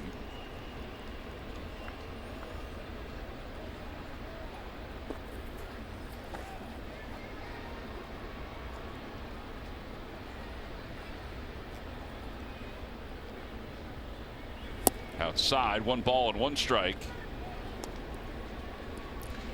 You know, you got to give Wei and Chen credit. You know, we talked about it when Vince was pitching the other night against DeGrom. The only way you beat him is keep it close and try to match pitch for pitch. And, you know, look, besides that 2nd inning, Chen was fantastic. Yeah, it's the best we've seen him. Fouled off to the right. We saw him when he was with the Orioles, and he pitched an excellent game against the Phillies down in Baltimore. And then he was sent out to the minor leagues afterward because Buck Showalter, I think, wanted to. I don't remember what. Oh, he wanted to make sure he pitched at home. So they were going on the road. Yeah, I still get on Buck about that. All his harebrained ideas. And Alfaro strikes out. 1 out here in the 7th. 9 strikeouts for Marlins pitching. Let's check in with Murph with the Major League Notebook. Murph. All right, Tom, thank you. Brought to you by the University of Maryland, University College. And we talked about the big story in baseball already, Chase Utley announcing his retirement. But some injury news worth mentioning. Eric Thames of the Brewers left tonight's game against the Pirates. He had a hamstring injury. He's been dealing with injuries all season long. He started that game, but he only had 1 at bat, had to be lifted from that game. And the Angels, well, they got knocked again in the injury department as well. Albert Pujols, a day after, hitting number 630 in his career and tying Ken Griffey Jr. He is also headed to the disabled list. He has knee inflammation. He's been playing very well as well. 16 home runs, 52 RBIs for the 38-year-old, but he is headed to the 10-day disabled list to get that knee back under order. So a couple of big injuries for some teams well, one that's in contention and one that is starting to fall out of contention in the Angels, guys. Murph, where are you in left center field above the State Farm sign? Exactly where I am, Tom. Yeah. How's it going out there? It's nice. It's nice. Some folks out here over here in the Budweiser rooftop part. Now, is Colin about to venture down the stairs over there? Is that why he's hanging by the stairwell? I didn't send him far enough, huh? No, you didn't. Keep going. Better? I'm going to text him and tell him to go down the stairs. Mentoring program. That's right. The love of a father and son. Yeah. 0-2. And it's sitting far enough away from me.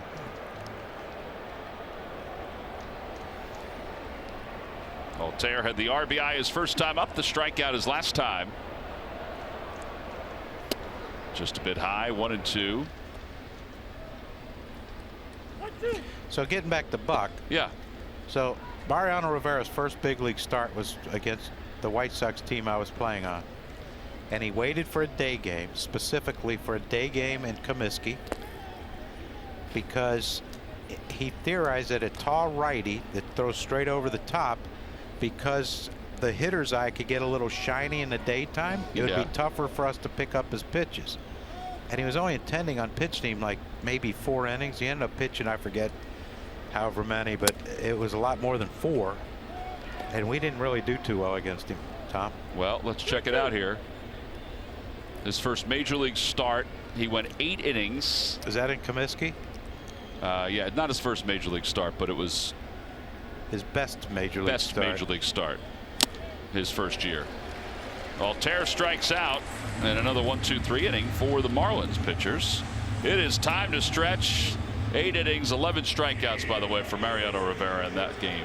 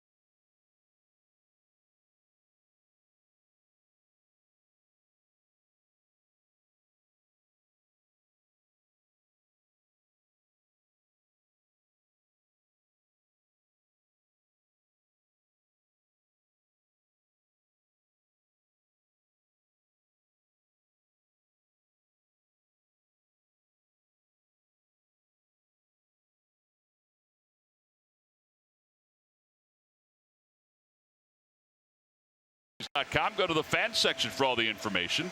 Please submit your answer in the subject line. John, the question was this. Do you have an answer? Who was the last Phillies player to start at first base in the All-Star game? I thought it was Ryan Howard. Yeah. Jim Thome? Jim Thome is incorrect. Rico Brogna. Oh, that's a good guess. It is not Rico Brogna. There's a lot of guys. This one I think is very familiar to you, though. Was it me? It was you in 1993. I don't know how. I just assumed that Ryan. I mean, Rico had a great year. The one year, didn't he drive in 100 runs? Yeah, they just never started. Log back on to Phillies.com to find out if you're the winner of a Phillies prize pack. Huh.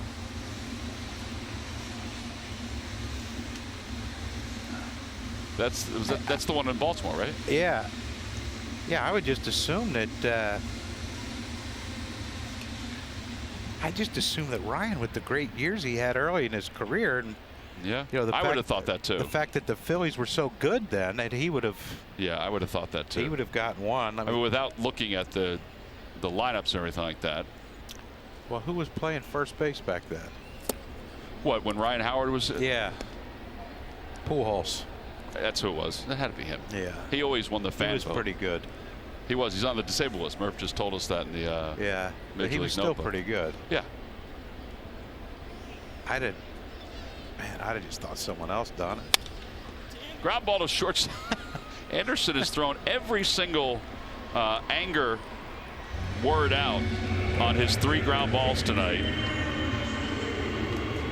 It's as if he thinks he should hit a home run every time against Jake Arrieta. Well, that microphone could have been dangerous with some of the teams I played on. I would agree with that.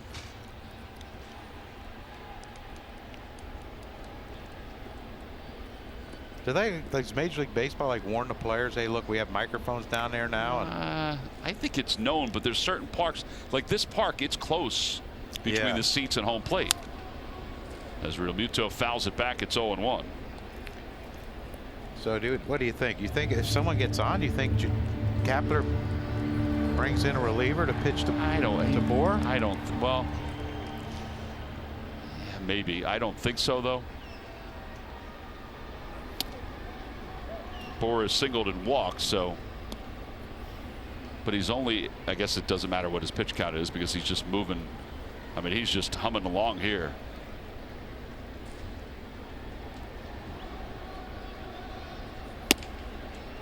Two and one. Well, there you go.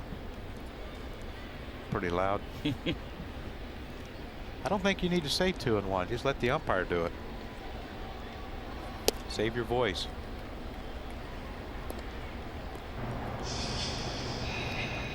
Drew Steckenrider warming up. He didn't say it this time, John. Yeah, we're gonna have to pick and choose for you then, aren't we? Yeah. Gotta be careful here with Real Muto.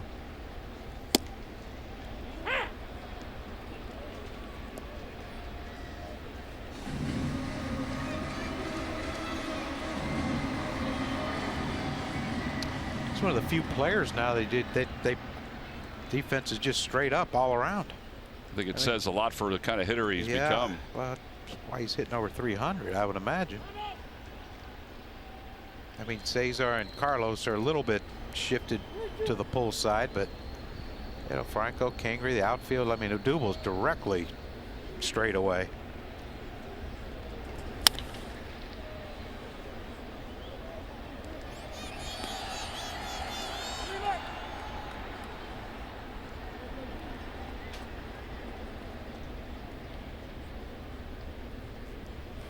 Well, tonight 65% sinkers. He's thrown 55 sinkers. He's got 12 called strikes on it. Don't fix what ain't broke. Swing and a miss. John, that's only the 3rd strikeout for him tonight, but he hasn't needed them. Yeah, but a lot of early ground outs. That's why, you know, 7th inning. Oh, they're talking now like, what do we do here with Bohr? But, you know, 87 pitches, 2 outs in the 7th inning. I mean, just, you know, look, he got behind in the count, but you see that slider right there, 3-2 slider. It just you know, again, that's probably the last pitch that Real Muto was thinking about with the way he's been using his sinker, and you know, and then especially with this guy coming up behind you, you can, you know, tie it up with one swing. Well, he has 11 groundouts tonight.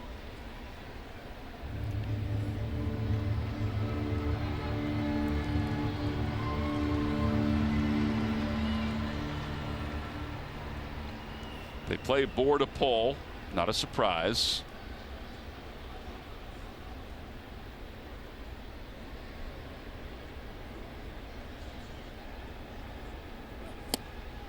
Tried to backdoor him and it missed outside.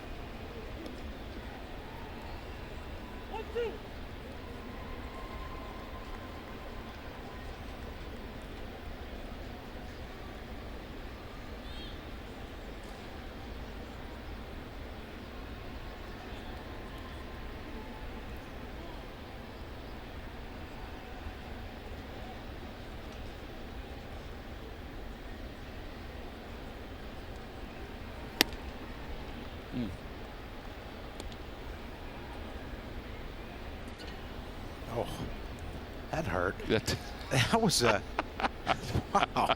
It was kind of piercing. 2-2. They're trying to go away again. And they missed inside. 3-2. That's 2 pitches in a row. He missed locations. He wanted to go in the 2 pitches prior to that, or pitch prior to that one, and it sailed away.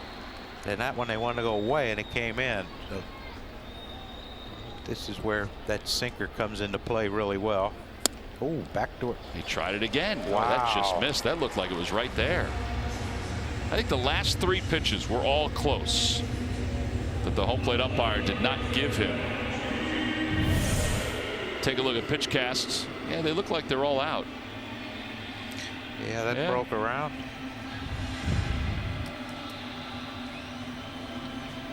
Well, here is Prado. Gabe, one of the few managers too that doesn't have to throw on the reading glasses when he opens up the old charts. We have talked about that it'll eventually get to him like it has everybody else, but no, he does not need them. I mean, he's young, so I mean, it could be, if he's managing that long, he's had a heck of a career. That's true.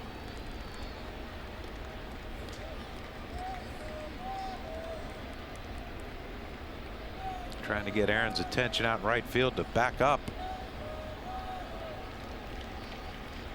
Gabe will be 43 on the 31st of July.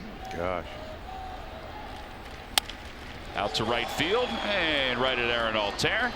And the inning is over. No runs, no hits, and 1 man left. 7 shutout innings for Jake Arrieta. It's 1-0 Phils.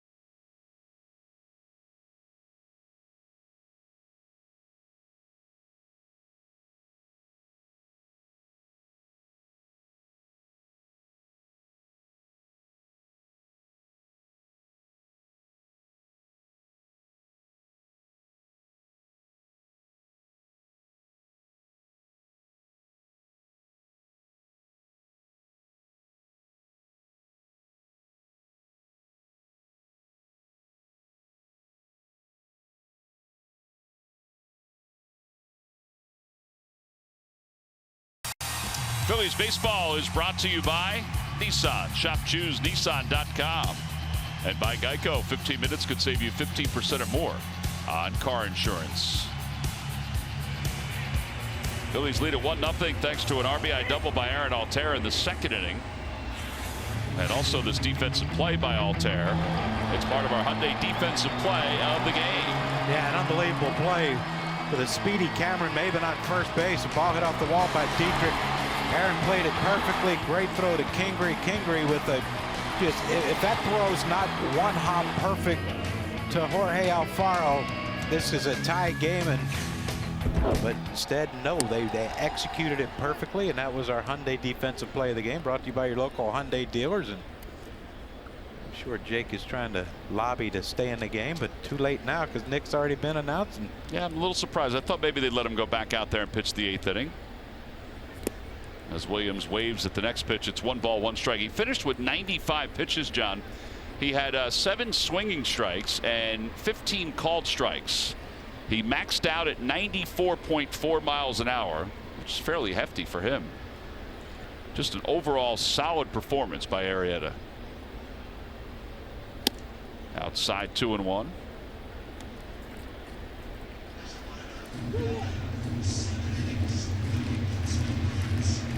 He only allowed 3 hits, 3 walks, and 3 strikeouts. Down the left field line, and Cooper's played perfectly and corrals it in foul territory.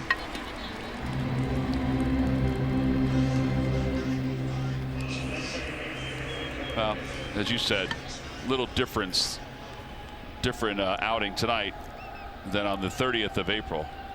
yeah, but his last 2 though have been really good. And yeah, look at that April. That was so un-Arrieta-like. Only 3 2/3 innings. Cesar foul tip, and it's 0-1. Well, this was a nice pitcher's duel tonight. Chen, 6 innings, 5 hits and a run, 1 walk, and 8 strikeouts.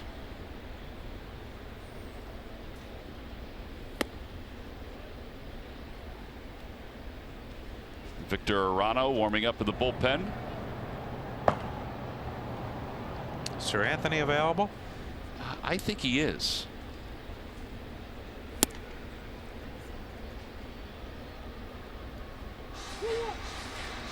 It's one of those that Gabe, usually gives us a little bit of insight, but you can't tell really until game time because they throw while he's telling us what's going on. They throw about an hour after that. 2-2.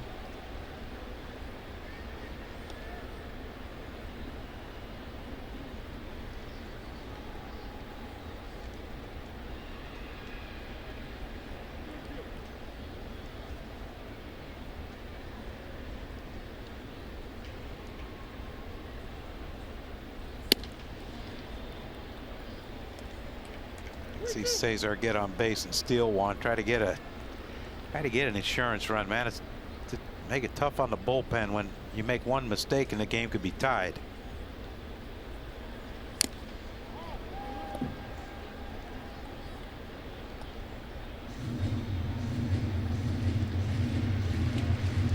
Hoskins on deck.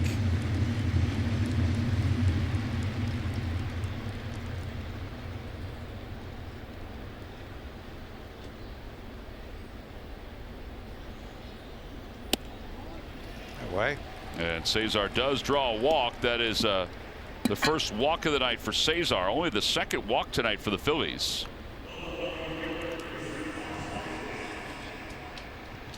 Well, we talked about the Chase Utley retirement today, but a reminder that Shane Victorino will officially retire as a Philly on Friday, August 3rd, when the Phillies take on these Marlins. The Shane Victorino Big Head collectible print will be given out to all fans. Go to Phillies.com to get your tickets now. Hoskins tonight is 0 for 2. And a pitch high, 1-0.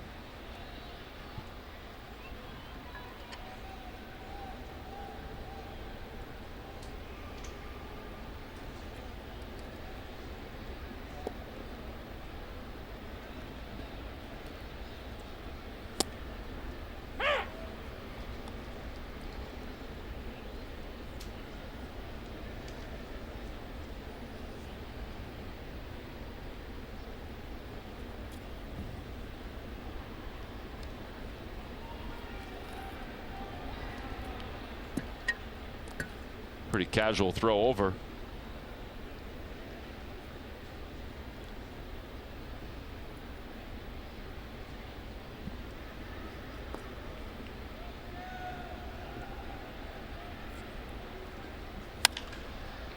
Down the right field line, Anderson on the run and out of room. And that moves the count to 1-2 to Hoskins.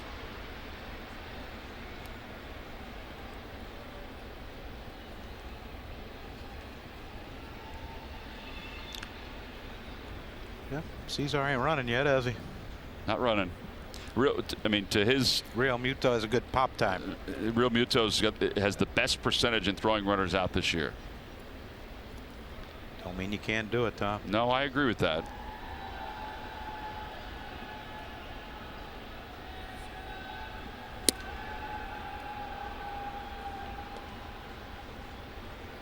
StatCast powered by AWS shows us the shift they have on for Rhys Hoskins. Some teams do it more than others. Yeah, man. You know, with Bohr holding on Cesar, I mean, look at that. I was getting ready to draw a Mack truck. You could drive a couple of them through there. There's a breaking ball and a strike 3 called. Hoskins down looking. Third strikeout for Guerra.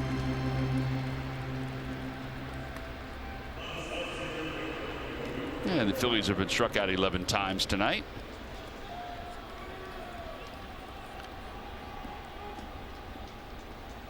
I guess that's why we only have the 1 run. That is it. Well, here's Odubel up for the first time.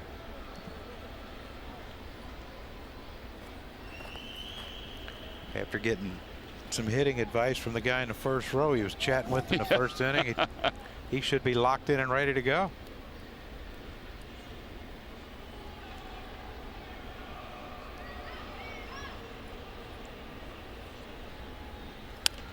Odubel fouls it back to the screen.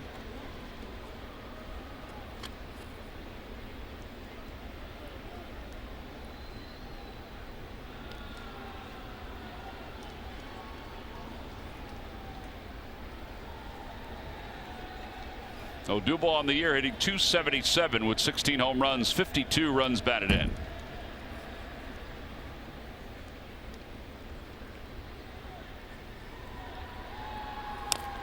Fouled it off his foot.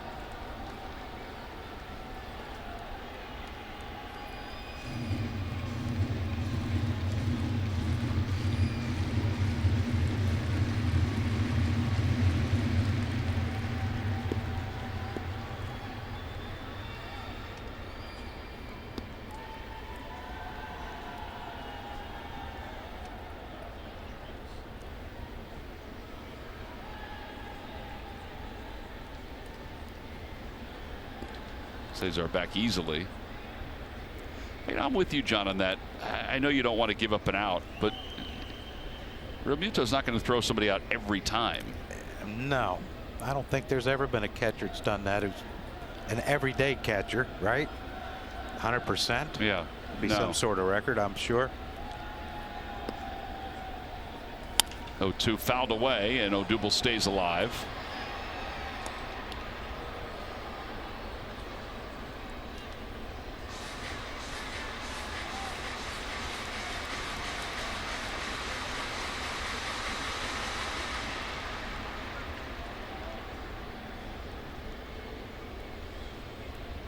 You know, every ballpark we go to and have a picture of the player up on the scoreboard. It seemed like every place we go, I guess they take the picture in spring training when Odubel had the blonde beard. Swing and a miss. It goes past Real Muto. Odubel to first base, and he will get there. The ball hits him. It'll be a strikeout and a wild pitch. It's the 21st wild pitch while Real Muto's been catching. We've seen the Phillies get burned on that. Maybe they can burn the opposition here. Yeah, let's hope so. And there he is. There's blonde Odubel.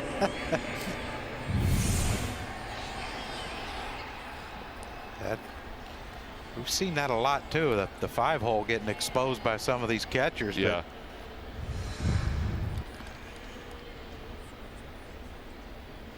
It's just great anticipation by Odubel to throw his hands up, protecting the head.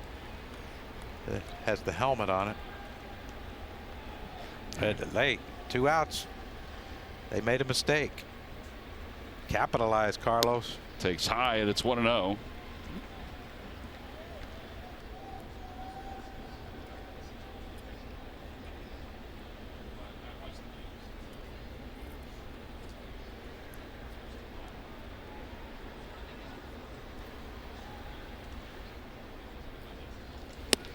Fastball.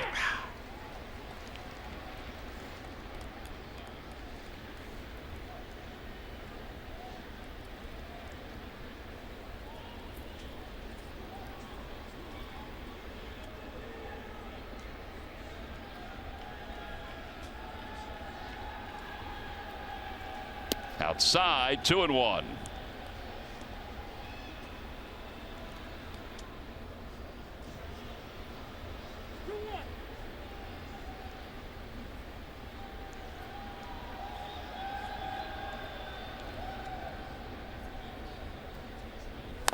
A bouncer over to first. That's a foul ball. Nice play by Flores. Does have some good hands down there, doesn't he? Infield instructor, John. I know, but most of the time, a lot of them guys just let it go. Infield instructors have to lead by example.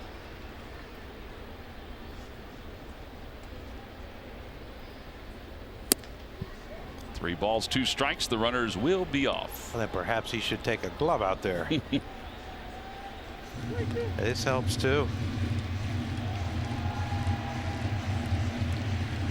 Get a head start for Cesar. Not that he's going to need one with his speed, but you know, a long single could possibly score Odubel.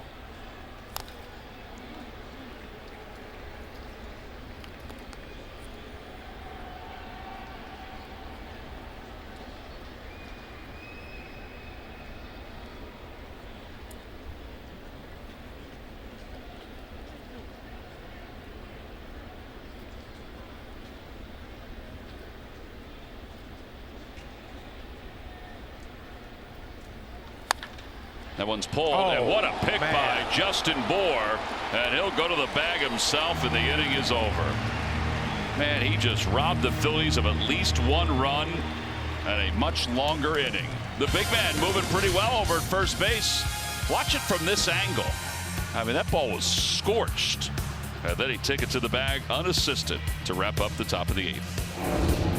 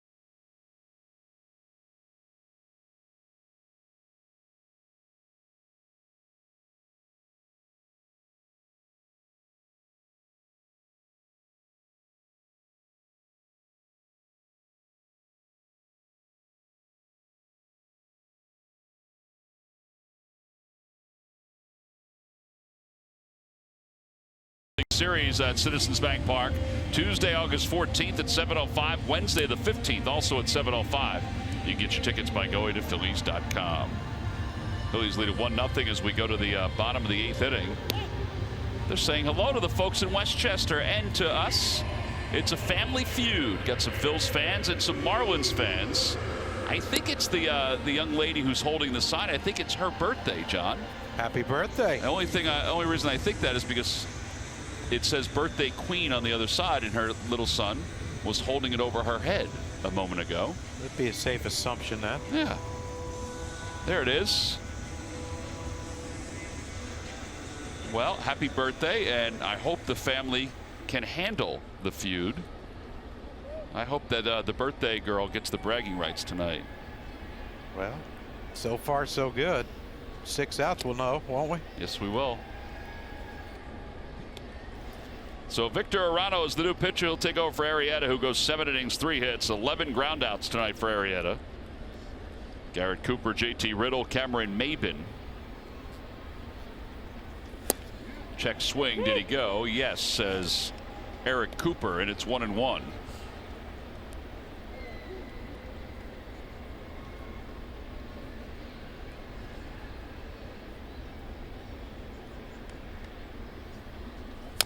Little tapper, and it's 1-2. Cooper is 0 for 2. He has struck out and grounded out to shortstop in tonight's game.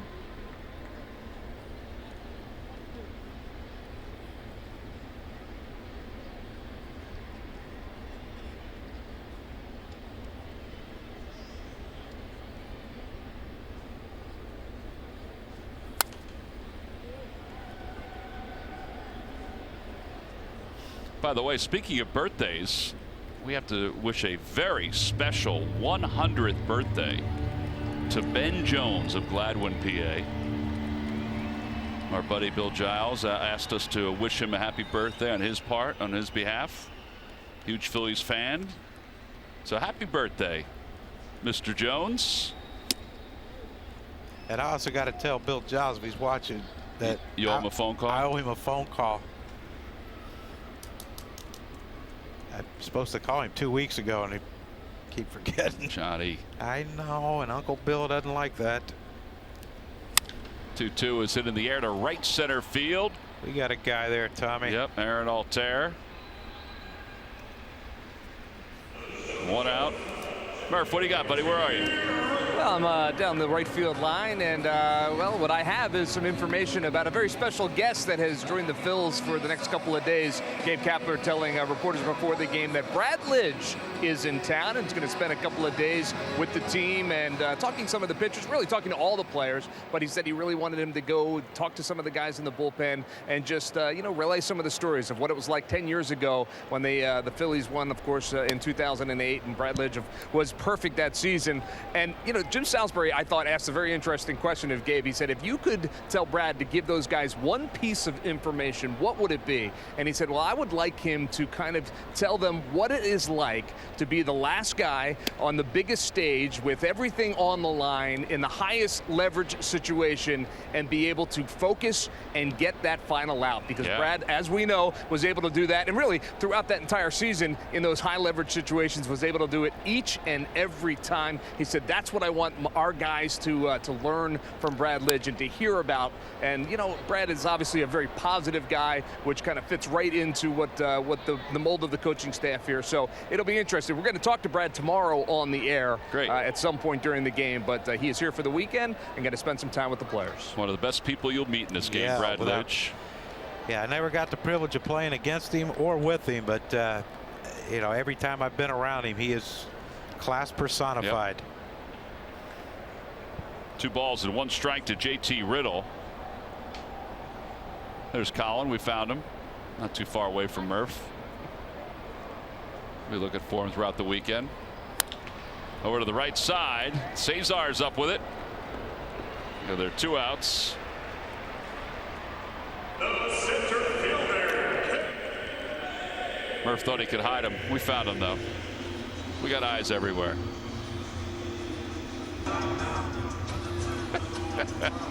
Look at him. Where are they? He just waved us off. He's down the right field line. He's walking up the stairs. He waved us off the way Wheels used to wave us off. Maben takes a slider, and it's 0-1. They are starting to act a lot alike. Wheels and Murph. And Murph, yeah. If only Murph can get his golf game to Wheels' level. No chance. 0-2 to Maven. Watch. This is Murph waving us off.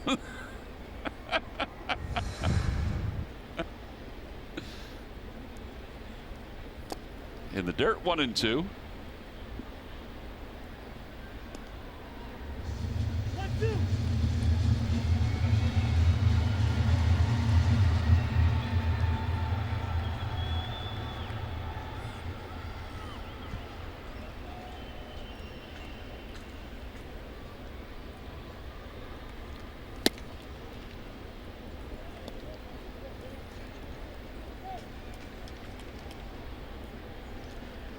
Slider away.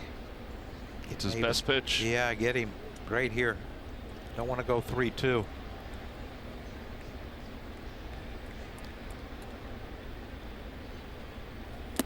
Well, he did go 3-2. Rojas is out on deck to pinch hit.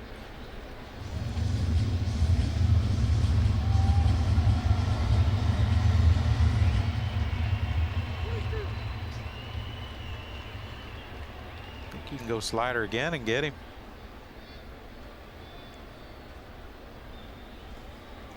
Oh, that was a beautiful pitch. They appeal, no swing. Boy, that was awfully close to being a called strike 3. Wow.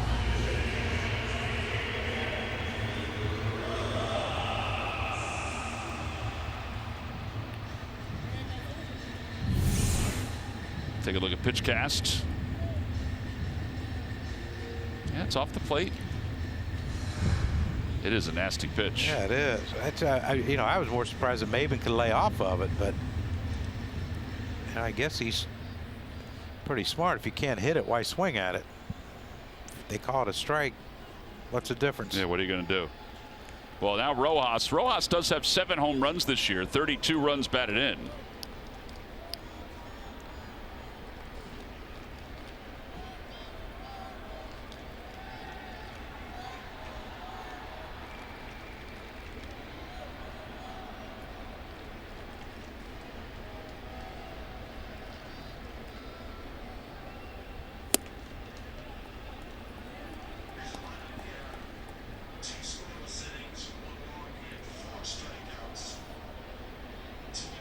Phillies bullpen.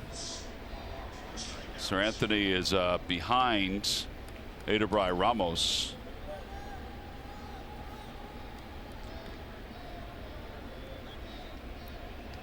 Actually, I stand corrected. He may be to the left of Ramos.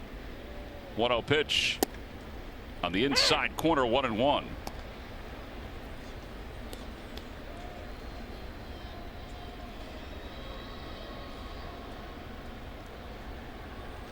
Here's the thing, too, with 2 outs,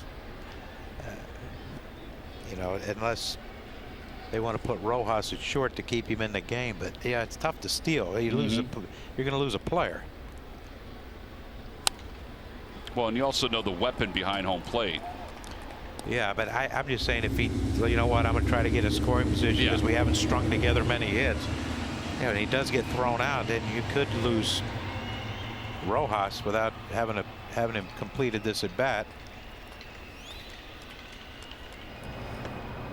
Austin Davis starts to warm up in the bullpen.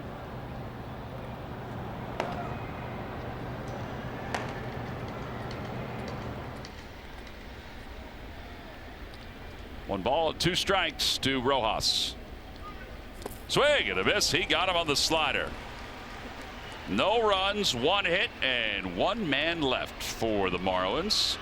That means we go to the 9th inning. The Phillies on top 1-0 with Scott Kingery due to lead it off.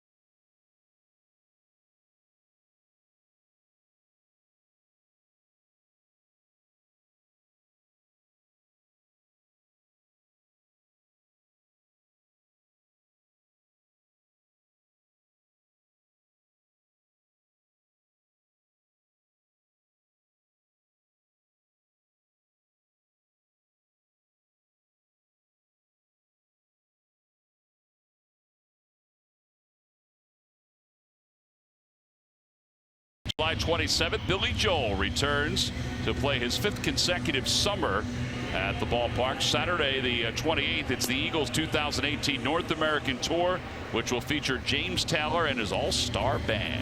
Visit Phillies.com to purchase your tickets. He's got a text message from Mr. Giles. Oh, yeah? Yeah. He said, would you please call me back? I can get a return call quicker from Julia Roberts. I don't know where he came up with that, but Well, maybe she called him back one time. that maybe she did. I do have to call him. Bad. There's Brad Ziegler. And Kingery bunts it foul. It's 0-1.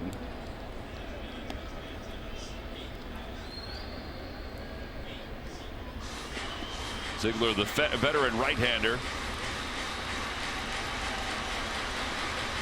After Javi Guerra works 2 scoreless innings. He struck out 4.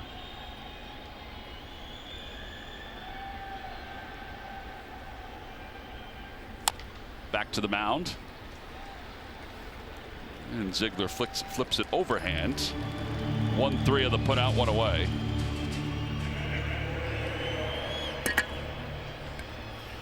$8,090 is the attendance here tonight. They have a lot of Phillies fans to thank for the extra boost. And I say extra because they haven't been drawing all that well, as we know.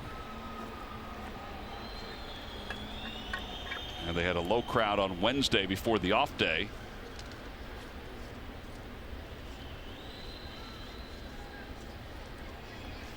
There's some of those Philly fans. Alfaro takes inside. I'd like to see our attendance go up dramatically after the break. I think it's building. I think it's getting there. Yeah, I do. I mean, just from talking to the folks at the ticket office, it does seem like it's building, and you hope it keeps on building. Phillies hopefully will begin the second half in first place. They're in first place now, a half game up over the Atlanta Braves. I mean, that alone should get you excited about the second half of the season. Yeah, without question. And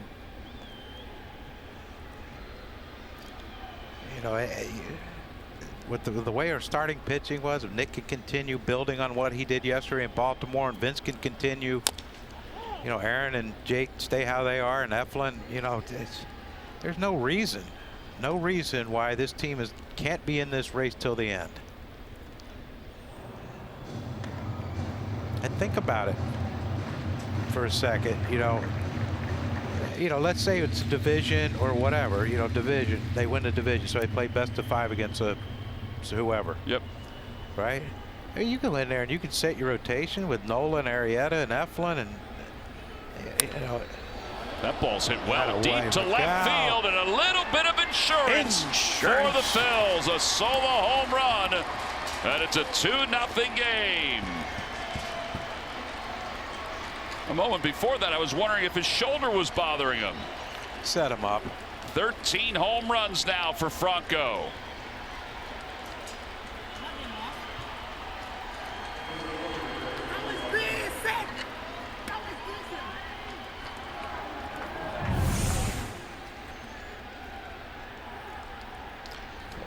Ziegler tried to get that, looked like a changeup, something. He tried to run in on Franco, and boy, that's quick. I mean, that is a quick explosion to the ball right there.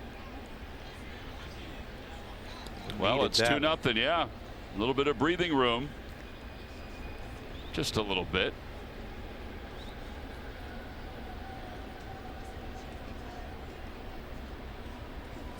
Over to third base side.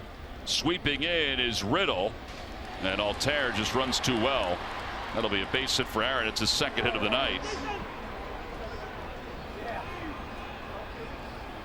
Yeah, Michael. And Andrew Knapp is coming up as a pinch hitter.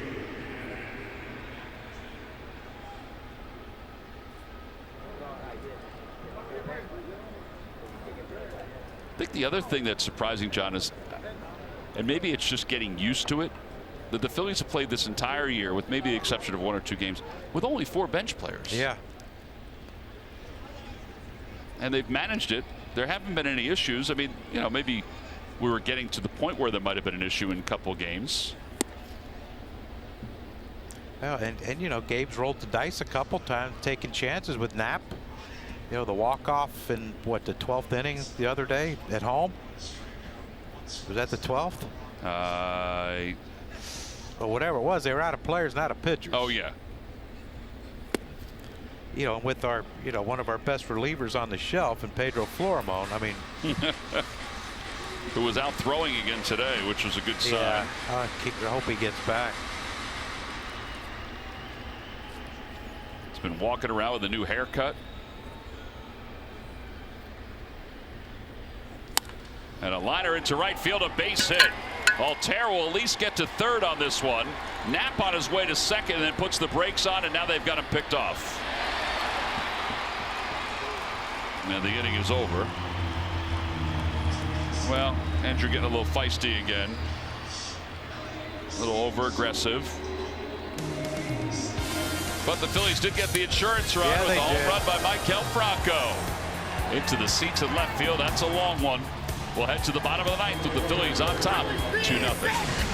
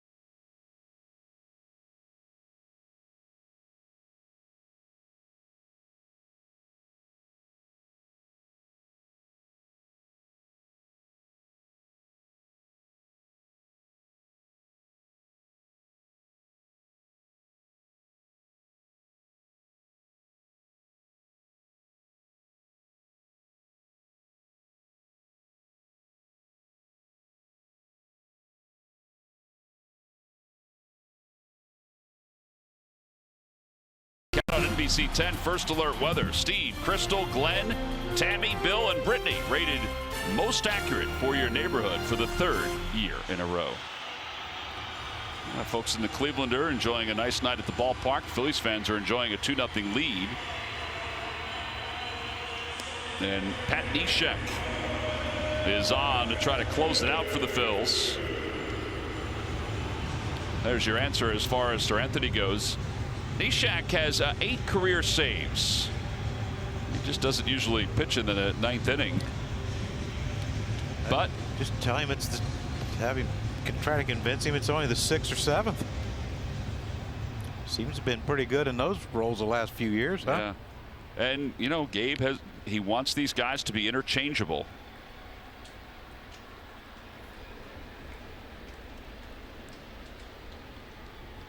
First pitch is on the outside corner.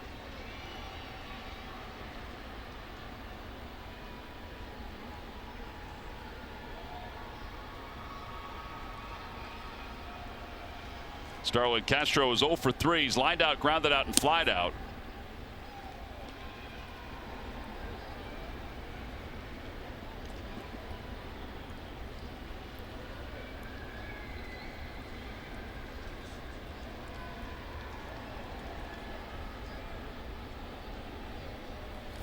Check swing. Did he go? Yes, he did, says the home plate umpire. Every time a Phillies pitcher records a pitch of 95 miles per hour or more, Comcast will make a contribution to Phillies charities. Phillies baseball is brought to you by Xfinity, the fastest internet service in Philadelphia. Popped him up. Over at second base, Cesar Hernandez is there. 1 out.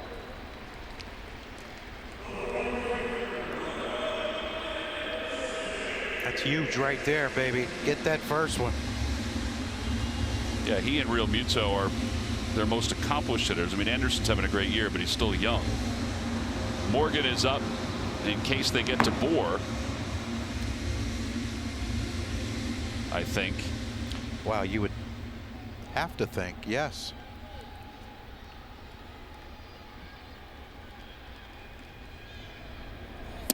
At the knees.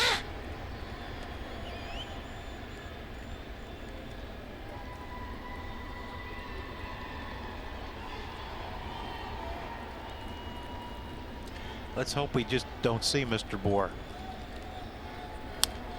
0-2.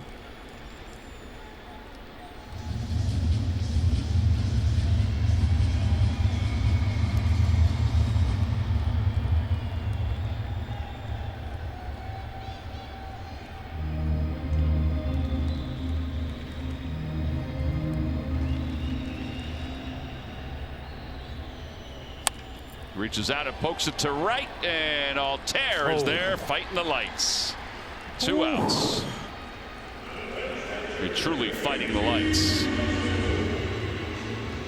Well, when I saw him start to sink down, I'm like, oh boy, get out. You know, that's what he's telling himself: get out of the lights, get out of the lights, get out of the lights. And luckily it did. But I mean, you see him right there. Look at his eyes. He's trying to squint his eyes and everything. I mean, that's a heck of a play by a pretty good athlete. Aaron Altair's had himself a nice night. And here's JT Real Muto.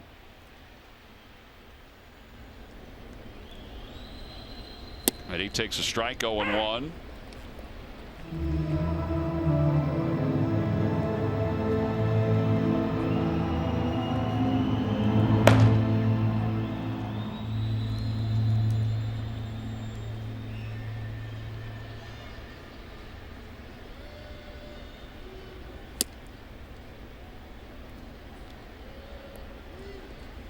One ball and 1 strike.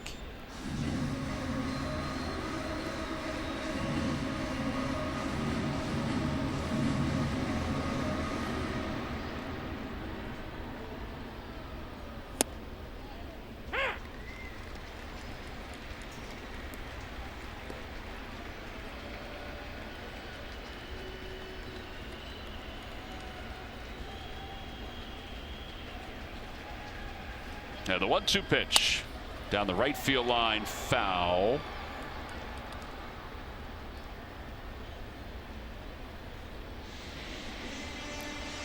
Yeah, like you said, the last person I want to see up in this inning is Bohr. I know it's batting practice, but it was pretty impressive. Yeah.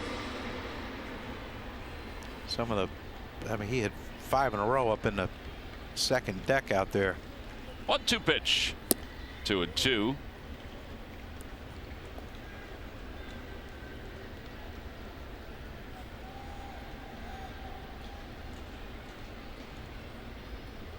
Phillies trying to pick up the victory here to make it 6 wins on this road trip.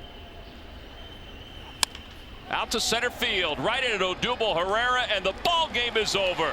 Pat Neshek becomes the 9th Phillies reliever to pick up a save this season as the Phils take game 1 over the Marlins by a final of 2-0.